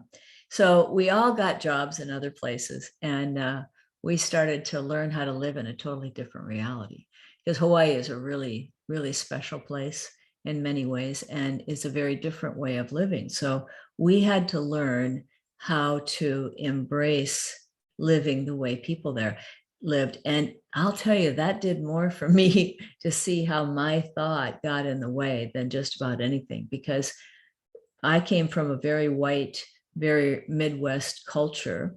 And I went to a place where people are very polite and very gentle with each other. And it's a multicultural. There's so many different cultures here, that being white you're just one of many. So it was really different. I had a lot of things that changed. And I met my husband. So I met him a month after I moved here, and he was not my type at all. And he was just finishing a divorce. So he was not really interested in having a relationship, but his best friend met me working out, pumping iron, and he introduced us. And I thought, oh, he's got the nicest feeling, just the nicest feeling. And I thought, but he's not my type, but he might make referrals for me because he worked for the union. And so I was totally thinking about just the business at that point, because I decided that dating was out. I'd given up on it, was hopeless, and I was happy anyway. So what the heck? So of course, what happens when you do that is magic happens, and boom, this person appears in my life. So even though he wasn't my type, we went out on a date for the very first time. I didn't even know we were on the date. He's so smooth.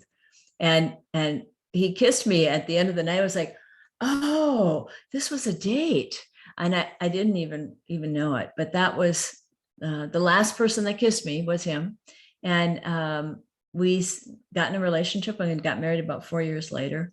And I set up another clinic in Hawaii, and then he got a job in Minnesota. I moved back to Minnesota and did another clinic there. Then I moved back here, and now I've got this clinic built up again. And so that's what I do, is I really try to help people that are suffering from depression, and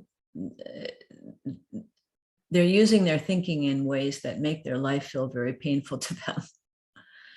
That's what I do. Teach people how to be happy is what I always tell people, which was not ever the goal I had before. It was always to manage whatever dramas they had in their life. So the thing that I've learned over the time is that it's the magic in life that you want to really listen for, because that's within you. And if you're living in that feeling on the inside, your outside world must change. It has to change. And as you go with the change, it just keeps going. So I'm 70 now. And so I've been doing this work since 1980, right? That's a long time. And yet I feel like I don't know much about it, really. I'm just learning about it. I try to keep things simple. And the latest thing that I did that is where really I'm quite passionate about these days is I have a podcast with Judy Sedgman called Psychology Has It Backwards. So you remember that first insight I had where I said, oh, I've been doing everything backwards. Now this is 40 some years later. And I just think, oh, this is what I should be doing with psychology, right? It was very interesting to me to see that, but it took me that long to be secure enough really to take on the powers that be. So that's kind of where I'm at, is looking at the living of the principles and the understanding of how to create your own magic.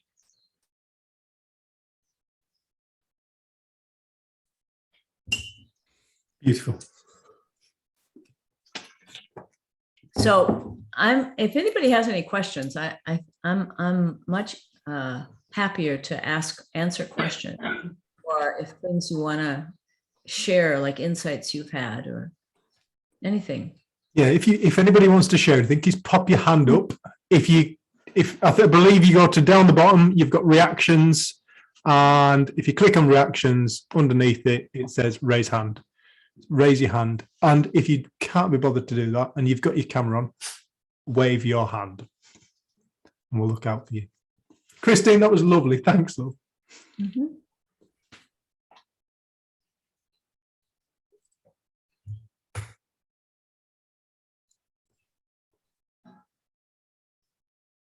Where are you guys? Are all you guys from the UK area? No, we've got Zoe in America. Who's Zoe? Zoe. Okay. Oh yeah, I've seen you before. As Hi. far as I know, everybody else is UK based. Where are you at, Zoe?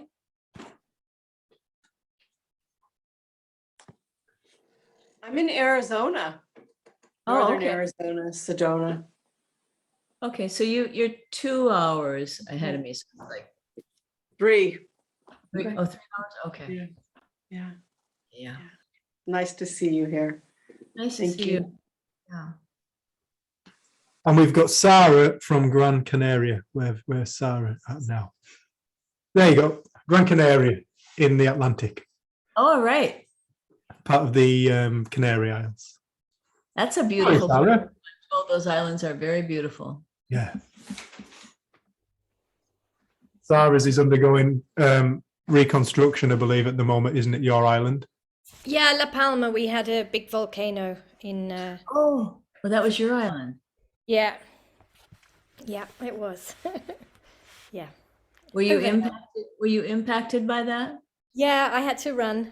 It was very scary, and we had 3 months of earthquakes, which is a challenging situation to live in. Lots of gas, lots of ashes falling all the time. So, yeah, it hasn't. I only arrived on the island in June, so it wasn't even like I wasn't grounded or ready to start with. So it was a tough 6 months. But now feels good. Yeah, Baptism of fire. totally. Yeah, Yeah. very much so. Yeah. Yeah, it's kind of amazing when your house goes one way and your feet go the other when you have those earthquakes. It's unsettling, isn't it? Yeah, very. You have them on Hawaii as well, don't you? You're on a volcanic. Yeah, we had a big eruption a couple of years ago, about 4 years ago. Mm-hmm. And my girlfriend lived in the middle of the lava flow. So the lava came down towards her house and did this around their property. Wow. Yeah, she was really lucky. So they're just starting to rebuild it now. Yeah. Mm. Take care of yourself though. That stuff in the air is it affects people in weird ways. Mm-hmm. Yeah. So far, I'm okay. We were lucky. I was about 90 miles from there. So I'm on a kind of a big island. How big are the Canary Islands? Depends. This one is pretty small. I think we're about 50 miles, 70 miles long, 50 miles wide. Oh yeah, it's a lot smaller. Yeah, yeah. I think a Mhm. tenth of the island has been destroyed, so it had a big impact, and it was in the most populated area. So Mm, a lot of people have lost everything. It's heartbreaking. mhm. Yeah. Yeah. I was lucky. Hi, Christine. Hi. Hi, sorry. Just a quick question. How did you handle the kind of the ostracize, like people ostracizing you at that point when everyone thought you was, I mean, you had a lot of people welcoming you. I'm just kind of curious as to how you how you broach that, if you don't mind me asking. No, I don't mind you asking. I set up a supervision group with all my friends in it. And the supervision was with a social worker that I really liked. And so I wanted to keep her as a supervisor. So I set my own supervision group. I got all my friends to come. And so we were all meeting together. And then I learned the principles. And I was doing a group with one of the other women. And and she was so distraught that I had changed so much. She was a psychologist, but she was so distraught that I had changed so much that she wanted to come to the supervision group to talk about it. So I said, yeah, okay, that's fine. And so we went to the supervision group. The first week, the supervisor looked at me and she said, Chris, what's going on with you? I said, nothing, I just feel good. And now I guess that was, given that this was who I was, that was probably a weird enough statement. But I was really trying to not get people like too insecure about this because I didn't really want to get people, upset. So the next week when she came to the group and kind of said, I feel like you've changed. I feel like you're not my friend anymore. I was like, oh, this is like, oh my God. And so the supervisor looked at me, she said, well, what is it that you're doing? I said, oh, it's positive. And she said, okay, you can't be in this group. And I got kicked out of the group. And my best friend actually saw what I was seeing. She picked up the feeling from me and she saw it. So we were both in the group. And so we both got kicked out. And I was laughing about it, to be honest with you, because I knew that my wisdom had told me I should quit the group. And I was trying to not upset other people. And so I stayed in the group too long. And I knew that. I knew that I should have left there because the shift was too much for people. They couldn't understand it. They'd never, I mean, you'd think that a therapist would know that when someone shifted into a better state of mental health, but they didn't. They'd never seen anybody do that unless they'd had some kind of conversion. So people thought I was on drugs. I had joined the Moonies, which was Sun Yat Moon had a cult back in the day, and he'd like marry 200 couples that he'd prearrange. And, or I was, I'd met a man. So those were the options that people thought about me. And I just knew that people were really insecure. I knew that what had happened to us was really something beyond my control. And I was really lucky. I knew that. So what I wanted to do really was to lay low, but it was kind of like laying low with a big microphone. So I was attracting a lot of attention because clients were finding their way to us, and they were stopping therapy with other therapists, and they were like doing things in really different ways. And when people had no, I mean, you have to really remember that when being positive is considered bad, the level of consciousness of our colleagues wasn't very high. And so like there's 6 women in that group that never talked to me again.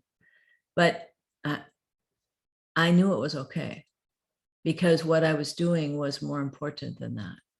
And I knew that it was just their insecurity, because they all got mad at me. I mean, they were mad at me. And I thought, oh, anger, that's a sign of really not functioning very well psychologically. These guys all have a little mental illness here. And oh my gosh, I just really made them feel really insecure with this, because they'd never seen it before.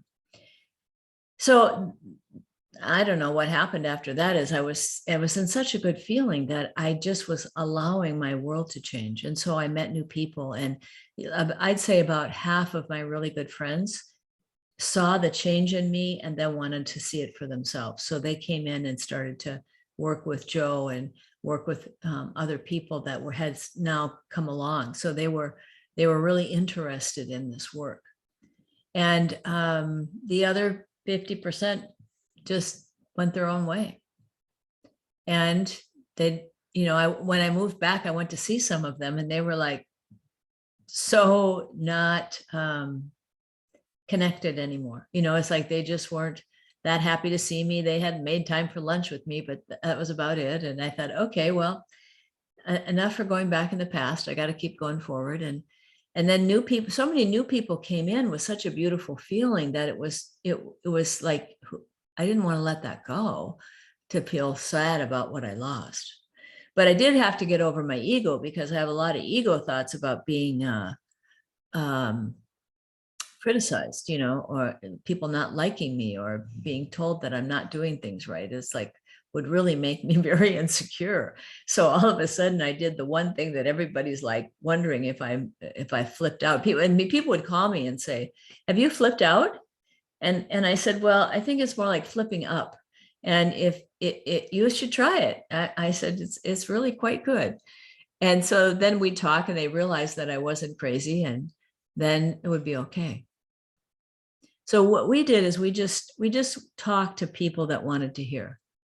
And we ignored people that were not ready, not wanting to, not interested in some way, shape, a negative. Because what I learned this from Sydney Banks. He said, when you're talking to an audience, he said, talk to the people that are listening, and don't worry about people that aren't. Don't pay attention to them, because it just drains you. And it's not up to you to change them. They'll awaken when they're ready. And that was such a powerful lesson, because through all this, I mean, you have to remember, when I learned this, there were maybe 10 people in the world. There was very few of us, maybe 20, but not many. And so there weren't any books, there weren't any tapes to listen to. We did everything by just listening to the wisdom that we could hear, and try to make changes with that. But we did know to follow the feeling. And just following that feeling took us, you could feel when you didn't want to like push it with people. You could, change the subject and start talking about other things. Is that helpful? Really helpful. No, because I was just thinking, it's like, it always feels like I've come back home whenever I sort of join any kind of anything to do with the principles, and kind of what you're saying, like, has you joined a cult, what's happened? And you kind of realize when you're in this space, you found your tribe in somewhere. There is a oneness in there, and the oneness that connects to everything and everyone from different walks of life. And I don't know, I was just thinking, I mean, I think today's been a really profound experience in the sense of I feel like an immense sense of gratitude, which is, and just kind of realizing that anything that is seen as you kind of ostracized, anything that has ever come, we look at anyone that has come with truth has always had to experience, has gone through that experience of sort of the rejection beforehand. And so I feel like, society as a whole, we're so conditioned to be in some way the same and connected to be exactly how everyone else is thinking. And this is the great change, the awakening to what really is. And yeah, I don't know, I don't know, I'm going to blabber on, but thank you so much for everything you've said. It was really, really profound and helpful. The other thing is that the feeling and the results in your life will always speak for themselves. Like sometimes it happens with people I work with too, like they're addicts, and then they stop using and they get better, and their family is still like treating them like they're using. It's the same thing. It's just that the level of consciousness the world is at a very low level. What all that means is that they haven't awakened to the fact that the outside world is coming from the inside. And as long as that's the case, people are going to stay in their own thinking. That's why things don't change, because we're all using our intellect as if it's God speaking. We kind of have this feeling when those thoughts come in, consciousness make them real, and we're so attached to our intellect that it seems like this is God speaking. You are an idiot. Oh yeah, right. That's right. I am an idiot. I forgot that. It's like our thinking, we give it so much credibility. And that's just a function of that level of consciousness, because you can't step back and see like, oh, that's just thinking. It's not real. It's just thinking. And so when you see that, you have to step out of it. And when you're in it, you can't see it. Right? And so that's where the world is at. They just can't see it. So now, as I've gotten more secure, I don't have that fear anymore. People still say stuff. They still say like, oh, this is a cult. And I laugh and I go, well, it's the only cult without a leader. And it's the only cult that doesn't get your money. Totally. It's like people like Jenny and Dave do a training, and they do it for donation. I mean, people in the rest of the world just don't operate like that. And that's one of the most beautiful things about this, is that whatever changes go on in you, if you point people in that direction, they start to see it, and that's your protection. And as you change, you're like the confidence you have in what you say changes, right? And so as you talk to people, you have more of a confidence, and you don't sound so wishy-washy. So as people feel that feeling of self-confidence, they listen, right? So then what you say starts to make sense to them. It's profound. Christine, I'm sorry I'm talking. If there's anyone else that wants to interrupt here, please do. But honestly, I was in my best place with the principles, I'd say about 3-4 years ago. And it was so simple, as everyone says, it was so simple that there had to be something else. That's the ego trap, wasn't it? So I went off on this bloody journey you know, and this is what you find, like a lot of people are talking, Sid kept it so pure, so simple, and then everyone branches off and they start adding this and that, and it gets all complicated. And so I found that that's what kind of happened, and then I completely just went flat on my face, right? And everyone was like, go back to the principles, what's happened to you? And I was like, that's really profound. Like, you know, for years it was like, oh my God, what is she doing? But they could see the change, and everything was changing in my life. And the moment I thought, no, I have to do something else, and you know, because I want to live in this world, you want to be part of the, you know, sometimes you want to, you know, anyway, just like, I'm just so grateful anyway, so I won't waffle, but thank you so much, Christine. Thank you. Sure. Yeah. Thanks for sharing that, because that's, I mean, that happens to all of us to X degree, right? It's like you start learning this and you wake up to it and you see the simplicity in it.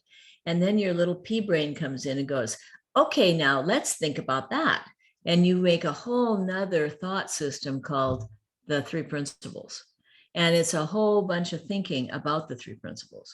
So then you can see what, and people, a lot of people do this, they go off into these tangents, you know, where like, let's talk about, I don't want to, you know, like say anything that upsets people, but they're tangents that have come and gone. Let me tell you, at one time we came up with 5 principles, and you know, it was like, they weren't even the 3 Sid was talking about, which was really interesting.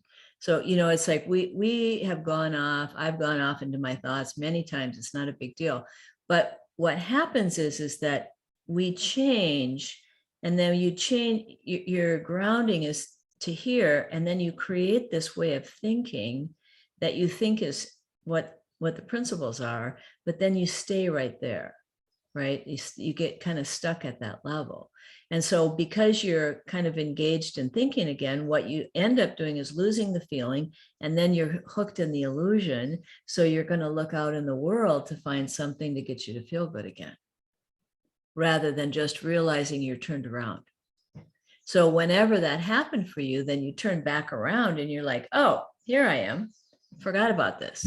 I just took a little journey into thought. So whenever everybody does that, probably every day, we get a little caught up in our thinking, and then we come back again. That's the point of this, really understanding the principles. Isn't that we all can live in enlightenment all the time, because even Sydney Banks did not live in enlightenment all the time. He was a human being and had all regular experiences of life. So we go in and out of it, but the point is to see that you're out of it, and then point yourself in the direction again of going back inside to the feeling. And if you do that and you keep listening to, like, I think people ought to listen to Sydney Banks tapes if you want to go deeper. There's a lot of stuff out there to read. I have a book to read, you know, it's like Judy Sedgman has an incredible book to read. There's a lot of books to read, but if you're searching even from the perspective of the principles, you're doing it backwards. If it looks like somebody else has got to say something so that you can go deeper, you're turned around. Like you fall into that deeper state by just being open and listening. And so whatever you do, that if you can, like for me, if I go down to the beach and I listen to the waves coming in, I can just like really get into that beautiful feeling. But it's not from the ocean, because I have clients that live down there and try to kill each other. It's about what I can do to clear my mind, and because I enjoy listening to that. So find how to live your life in that way, so that when you do go off on a little tangent, you can feel it and you can, oh, I got to come back again. And then when you come back, forget about whatever you know. Like forget about whatever you know about the principles, because that's not it. Whatever it is, it's not it. I promise you. It's beyond that. It's all we're doing is we're trying to talk about something we can't talk about. We're trying to talk about something that's so formless that it's beyond it, but we all know deep in our hearts, in the depth of our consciousness, we all know how the principles work. And so what we're doing is we're waking up to what we know. we're not waking up to what somebody else knows, because their wisdom only works for them. Trust me, I've tried to tell other people my wisdom and doesn't do a thing for them. Because wisdom, see, wisdom is, I was reading that Missing Link the other day, and I realized I had never seen this before, that wisdom and love were the same. That I was talking about wisdom like it was somehow separate from love. But those are just words that we use to describe this spiritual essence that we are, that we're all the same at that point. And that's why when people drop into that deeper state of consciousness, it's like, oh, you too? Oh, in fact, there's a tape that Sid did, an old tape, and he said, you walk around, you go, oh, you and you, and you realize that we're all the same thing. You wake up to that feeling, but what you see then when you look at life is still totally different. That's how we do different things. That's the beauty of it. But it's the feeling that you know you're connecting with. You drop into that feeling and it's like, oh, here I am. Oh, and there you are too. It's like you just connect at a deeper level. So you always want to go back to doing that, because I'm 40 years on this, and let me tell you, I'm still learning. Like I just saw that. Maybe everybody else saw that before, but as I was reading it, he was talking about how divine mind is love. And then he said, divine mind is wisdom. And I thought, oh, it's all the same thing. I'm just making it separate in my mind. I have a thought about it. Now, I don't know, maybe something deeper will come to me from that, but that's just one thing that I just really saw that was the same thing, that love and wisdom, they're the same. That's why there's a slogan in the 12-step program is good for one, good for all. So that when you're coming from love, you're coming from wisdom, it's good for everybody involved. When you're coming from ego, it's about good for me. And that's kind of why we need wisdom in the world right now, because we have to be able to come together to see that there's a way out of this. And we have to let that collective wisdom kind of come from the feeling of love. You can't be wise to get love. It's all the same thing. Beautiful. Thank you, Christine. And I thought I recognized that voice showing up in disguise. Thank you, sweetheart. Thank you, Elia, for asking that question. Cheryl, you've got your hand up, love.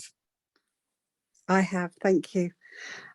First of all, I'd just like to say thank you very much, Christine. I've never heard you tell your story before, and it was really inspirational. So thank you very much for that.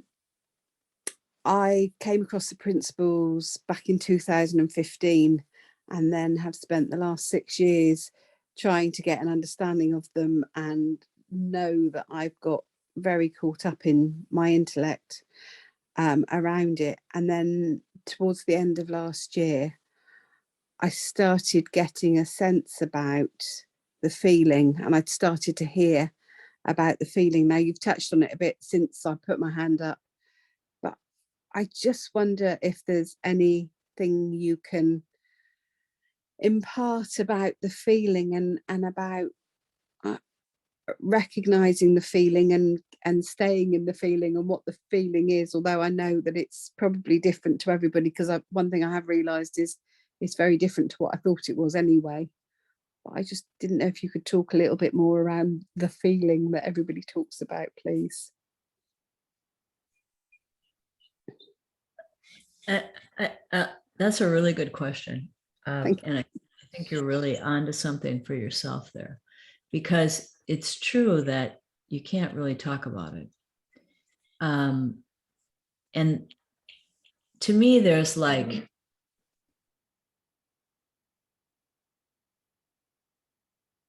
a feeling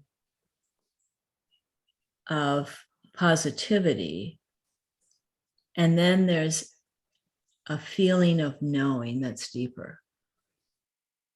So when I first heard Roger talk, and I got into the most beautiful, happy feeling I'd ever been in. Like my cheeks, I hadn't smiled for years.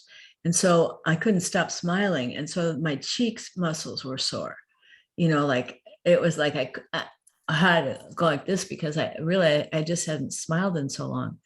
And I was like in this kind of euphoria for maybe a month. And then I was going to go for a 3-week training, and I had to get everything ready. And I got all caught up in my thinking. I got all caught up in the details of moving and of going down there because I was going to be down for 3 weeks. I'd never taken 3 weeks off of work in my life. And so this was like, I went up against a lot of thinking that I had about it, but I just got insecure because I didn't see it deep enough yet. And so I went down and I did this 3-week training. And I remember when I was down there, they were talking about this feeling. And I thought, now, are they talking about that really good feeling that I was in? Like they should know I know about that, but yet there was a part of me going, I think they may be talking about something different than that. It's kind of like, I'm not sure, when you're blind, you kind of use your senses. It's like, let me see, like the story about the elephant and the blind men, and each one has a different part of the elephant and they have a different experience. It's like, I could feel something that there was something deeper. And then Sid came down for a vacation, and he talked.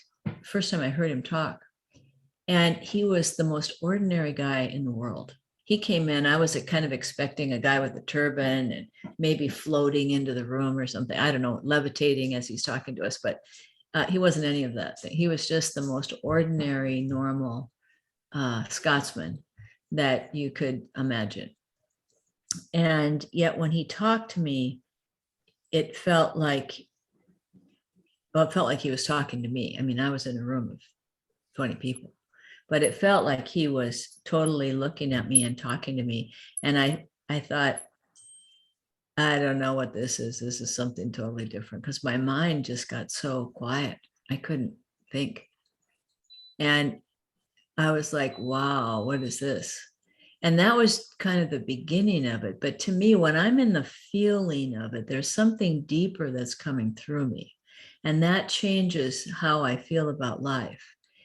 I also might have a beautiful feeling. I might be laughing. I might be having fun, but there's that knowing where you just know where you're connected, and then your experience of it. That, I don't know if that's a good way to explain it, but that's kind of how it feels to me, that when I'm connected, when I'm not off living in la la land in my head, I'm in the present moment, but I'm connected to what's coming through me. And I've got some distance to my own thinking. And I've also seen my connection to mind. I mean, that I am mind. I don't see that differently. I'm just like, it's just the energy of life that I am. So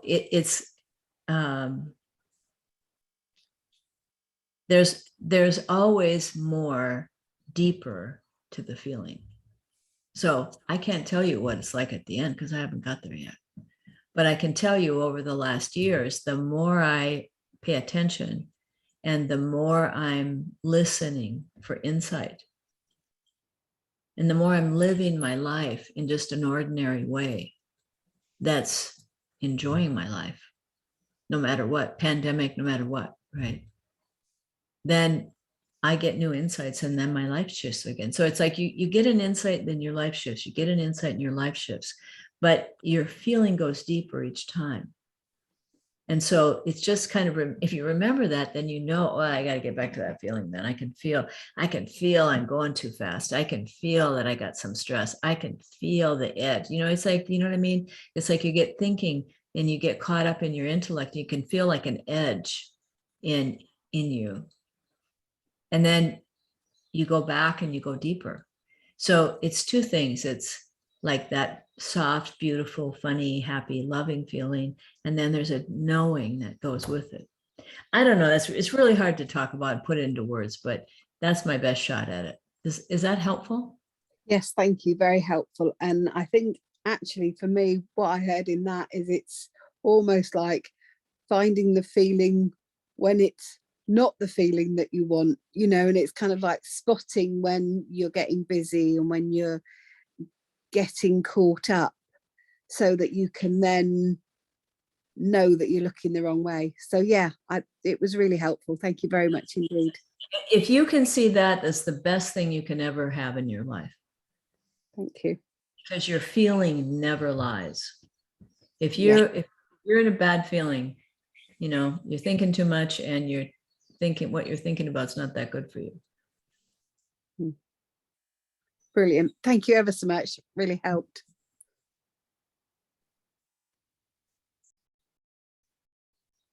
Anybody else? Yeah, Cheryl, thanks for that, love. I think it was Kate painting in the middle, well, middle of our screen. It's probably all over the place on other people's screens. But I think you liken that to trying to describe honey to people. You have to experience it, to feel it, to know it, to get a sense of it. Yeah. I thought that was a beautiful analogy, Kate. Yeah, that's the way of the principles, right? It's like riding a bicycle. There's no books on how to ride a bicycle because you have to get the feel of it, right? And you stumble and fall, and then you click into that feeling and boom, you can ride the bicycle. Now you may hit some bumps after that, but you know what to do to keep the bicycle from falling over most of the time. Or if you do fall over, you can get back up and get the feeling back and start riding again. Nice. Yeah, it's just, you know, we all want to figure it out. We all want to, like, isn't there something I could think about? Like sometimes people will sit down and kind of, when we used to do this too, we'd like sit down and talk about stuff we knew nothing about. Like we knew something about it. You know, like I remember one time Sid got really upset about something. I forget what it was. He got upset about many things, but whatever this one was, I forget it. But one of my colleagues said to me, he said, well, if he was really enlightened, he wouldn't be getting mad. And my other colleague looked at him and said, and how many enlightened people do you know?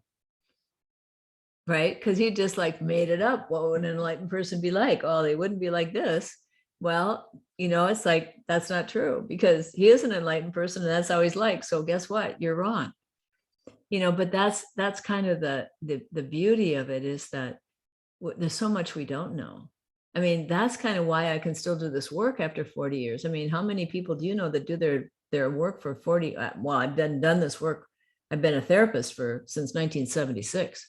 So, I mean, there's very few people that are as jazzed as I am about what I do after this many years. Right? Most people look to their retirement like, oh yeah, I don't have to work anymore. And I'm like, my husband's going like, are you going to retire? And I said, did I ever tell you I was going to retire? And he said, no, but I didn't think you're going to work this much. I said, well, there's a pandemic going on. What can I say? But you know, it's an ongoing thing. Like I can't imagine ever not doing this because it's such a joy for me. I get so much out of it. It's totally selfish. When somebody else shifts, somebody else around you gets better. Like I'm sure even in these things that you're doing, you get together with people, by the end, they look different, they feel different, they act different. It's just such a joy to see the hope that people can change, that the world could be better because we can all change. I love that. It's so true. People say to Jen and I, oh, you're so selfless. You're so selfless. And I'm like, no, we're not. We're totally selfish. We've got a job that we absolutely adore.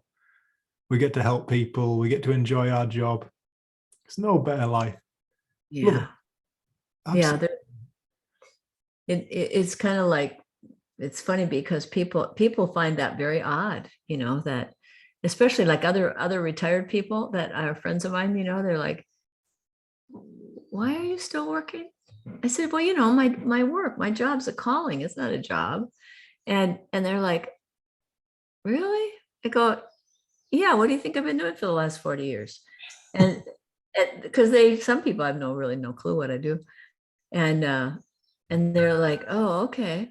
But it's just, you can feel that they're like, oh, that's different. That's odd. And that, to me, that's music to my ears. I want to be able to point to something that's different for people just by how I live my life. Beautiful. Mum, I keep thinking you're waving, but you're knitting. I think you're knitting, aren't you? You're not waving, are you? She's knitting. Okay. Crochet. Crochet. I'm sorry. Crochet. Any more questions for Christine?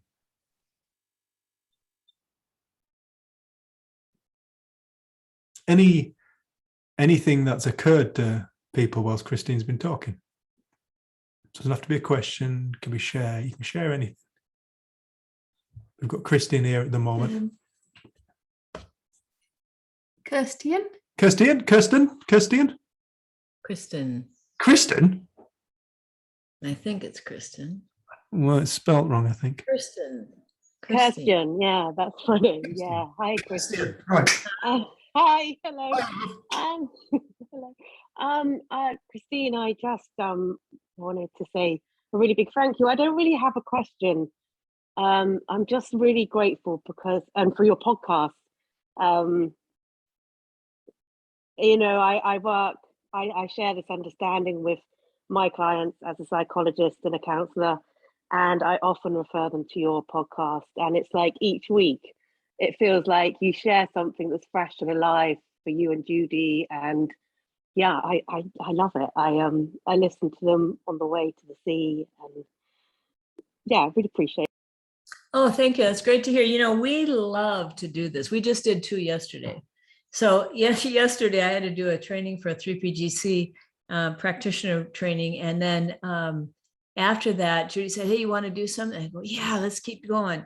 So we did some good ones on how people see the people as their diagnosis. And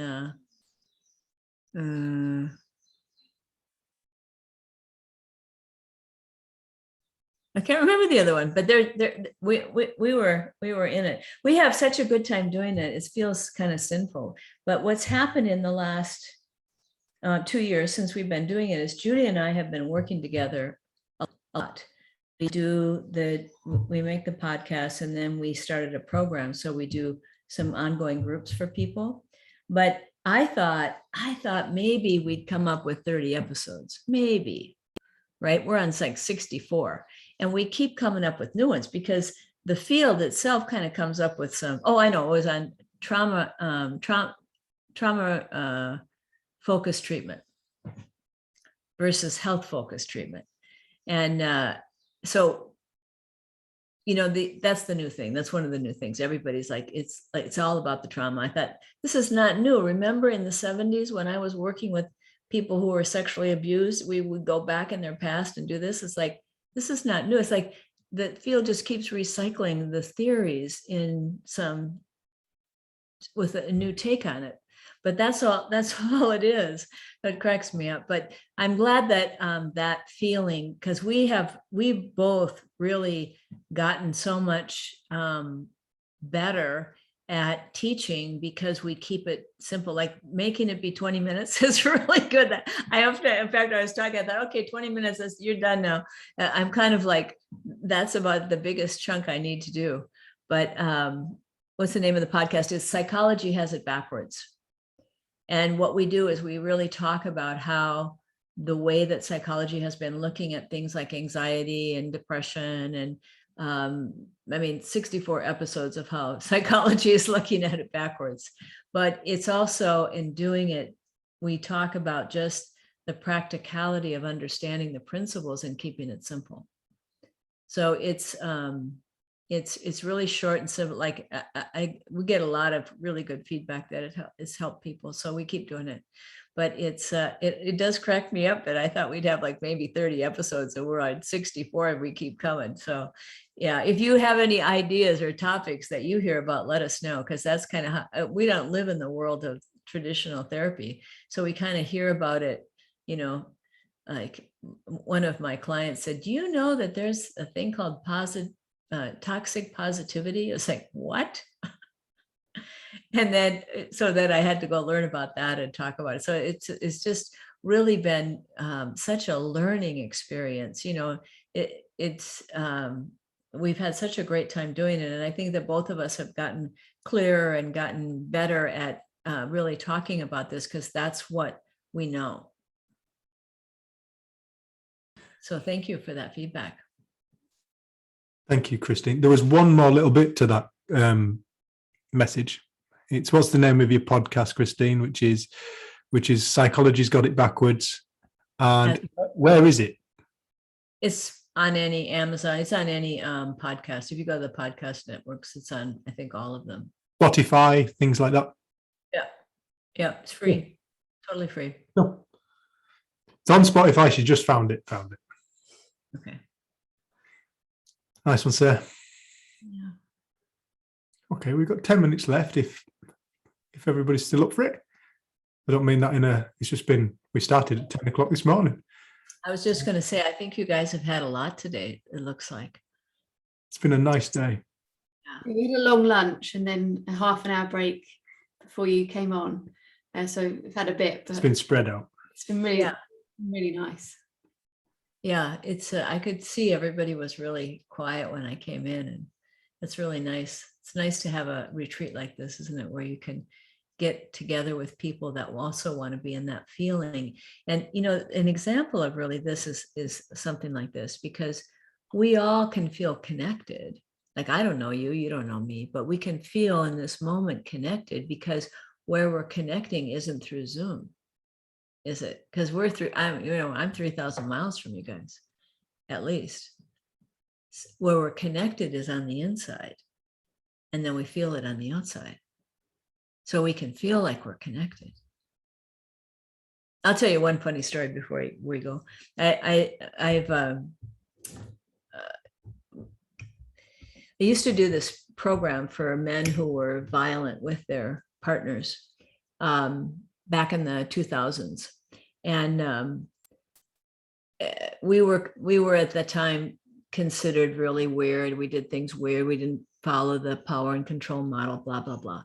And so the person at the judiciary was not very interested in giving us a contract. So we kind of did everything with like the spillover. Like if people got kicked out of all the other programs, they'd come to our program, or if they didn't have insurance to pay for the other programs, they'd come to our program.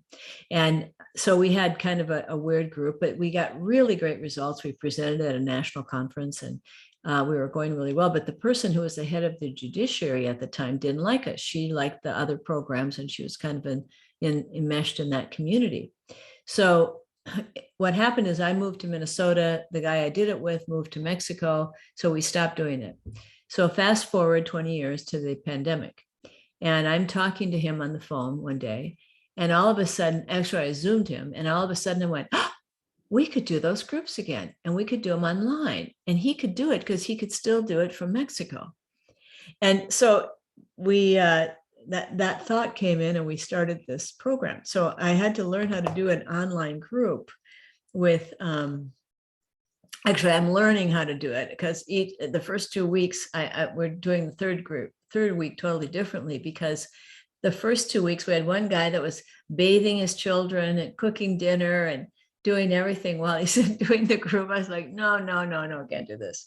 We had one guy that was homeless. So he had to plug himself outside in the field, and it started raining, and it was all kinds of things. But I had developed these, videos to play, and they're like way too long, and they're not. I'm not feeling that connected, right? So we had to really totally change it. And so we're working on this. And then in the middle of all this, we get a call from the probation department saying that we have now been approved as an approved program for domestic violence by the judiciary. I was like, well, that only took 22 years, but what the heck, that's good.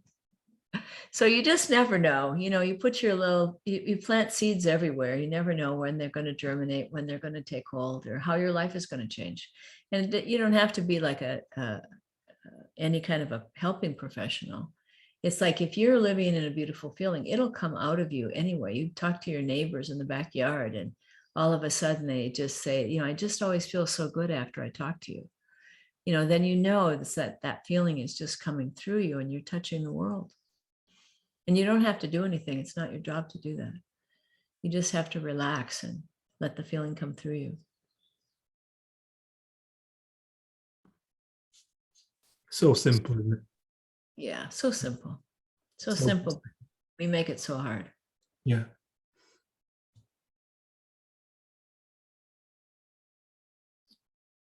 Well, I think everybody's done, and I think you've had way too much. So let's say aloha and thank you. I really thank you so much for asking me to join your group. I really feel honored and I'm really grateful. Oh no, we are so Yeah, grateful. Thank you so much. It's been so nice to sit back and listen. It's been really beautiful, love. Really enjoyed it. It was really fun, and it's really nice to meet you. Really nice to meet you, and nice to meet all of you. And you're certainly looks like this retreat has been wonderful for you. So Dickon was here yesterday, huh? That's correct. And we've got Linda Pettit tomorrow. Linda Pettit tomorrow. Lucky you. Yeah. Poor Dickon, we texted him at 4:05 UK time and said, "Are you going to join us?" And he said, "Yes, on Monday." And I'd got the date wrong. So then he had to drop breakfast with his grandkids, get back to, I think, his son's house and jump on Zoom. So he hadn't Bless him. had any time to think about what he might talk about. So he just, Lovely. and he just, yeah, for that, you know, and he stayed with us for an hour and pulled something out, and it was wonderful. It was But wonderful. yeah, I blamed Yeah. it on the brain. It was it's a handy excuse now. Yeah, really. Oh, that's wonderful. I love Dickon. We're both on the Three Principles Global Community Board, and he's just been fun to work with over the years. He's a good man. Yeah, he's a good listener. Christine, thank you so much. Christine, if people want to find you, how do they find you? You can find me. Fly to Hawaii. I'm trying to remember my website. It's HCEC Hawaii. We changed it. That's why. Let me check it. I think it's Hawaii Counseling and Education Center.com. Isn't that terrible? I don't know that. But one of them is the old one. One of them is the new one. So let me.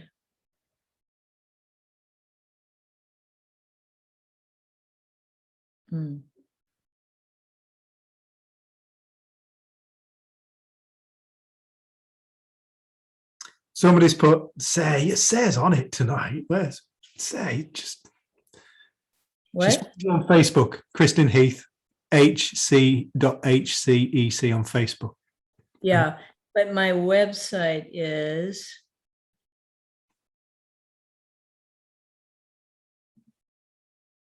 Hawaii Counseling and Education Center. Hawaii Counseling and Education Center. .com. Cool.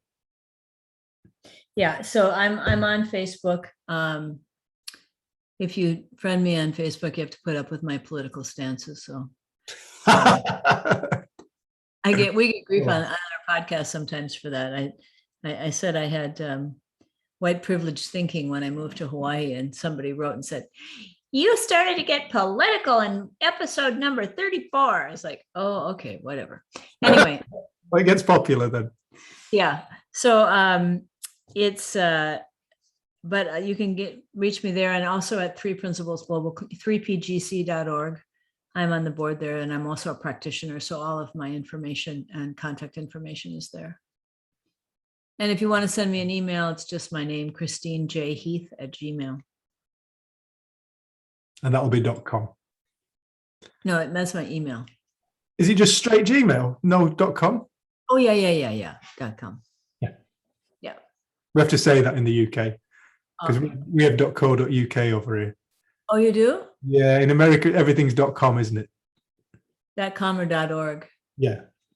So .com at the end of that. Oh, I thought everybody in the world did the way we did. Oh, isn't that odd? Well, we learned something today, don't we? Such an American, what can I say? At least you almost left America. Yeah, well, I have left America. Hawaii is not America. It's not America. Okay. Masquerades as a state, but it's really a separate country unto itself with a different culture, which is interesting because like in the last couple of years, a lot of Californians have moved over here because of the fires and the events that happened. So all these really rich people from California have moved over here and built houses, and they're like, everybody's like, oh, yuck, learn how to be nice. Because it's such a different culture. It'll be interesting to see how it works, but it's very noticeable, the difference in the culture. Oh, but well, I really appreciate you asking me to talk and to be a part of this. And I'm really, I know at 7 a.m. I was a little bit waking up yet. So I hope that by the end we got to a good place. So thank you. I would love to see you awake then. That was beautiful. Yeah, it's Christine. Well, thank you so much. And when is your baby due, honey? End of March. Oh, well, keep me in touch on how you're doing. I'm really excited about this. I'm really happy for you. What a miracle, huh? We'll send you some pictures. Yeah, we'd totally given up. Didn't think it was ever going to happen, and then it happened. Lucky strike. You know Bill Pettit's story, huh? Do you know Bill Pettit's story? Bill Pettit was married, and they were trying to get pregnant, and they couldn't get pregnant, and so they ended up adopting.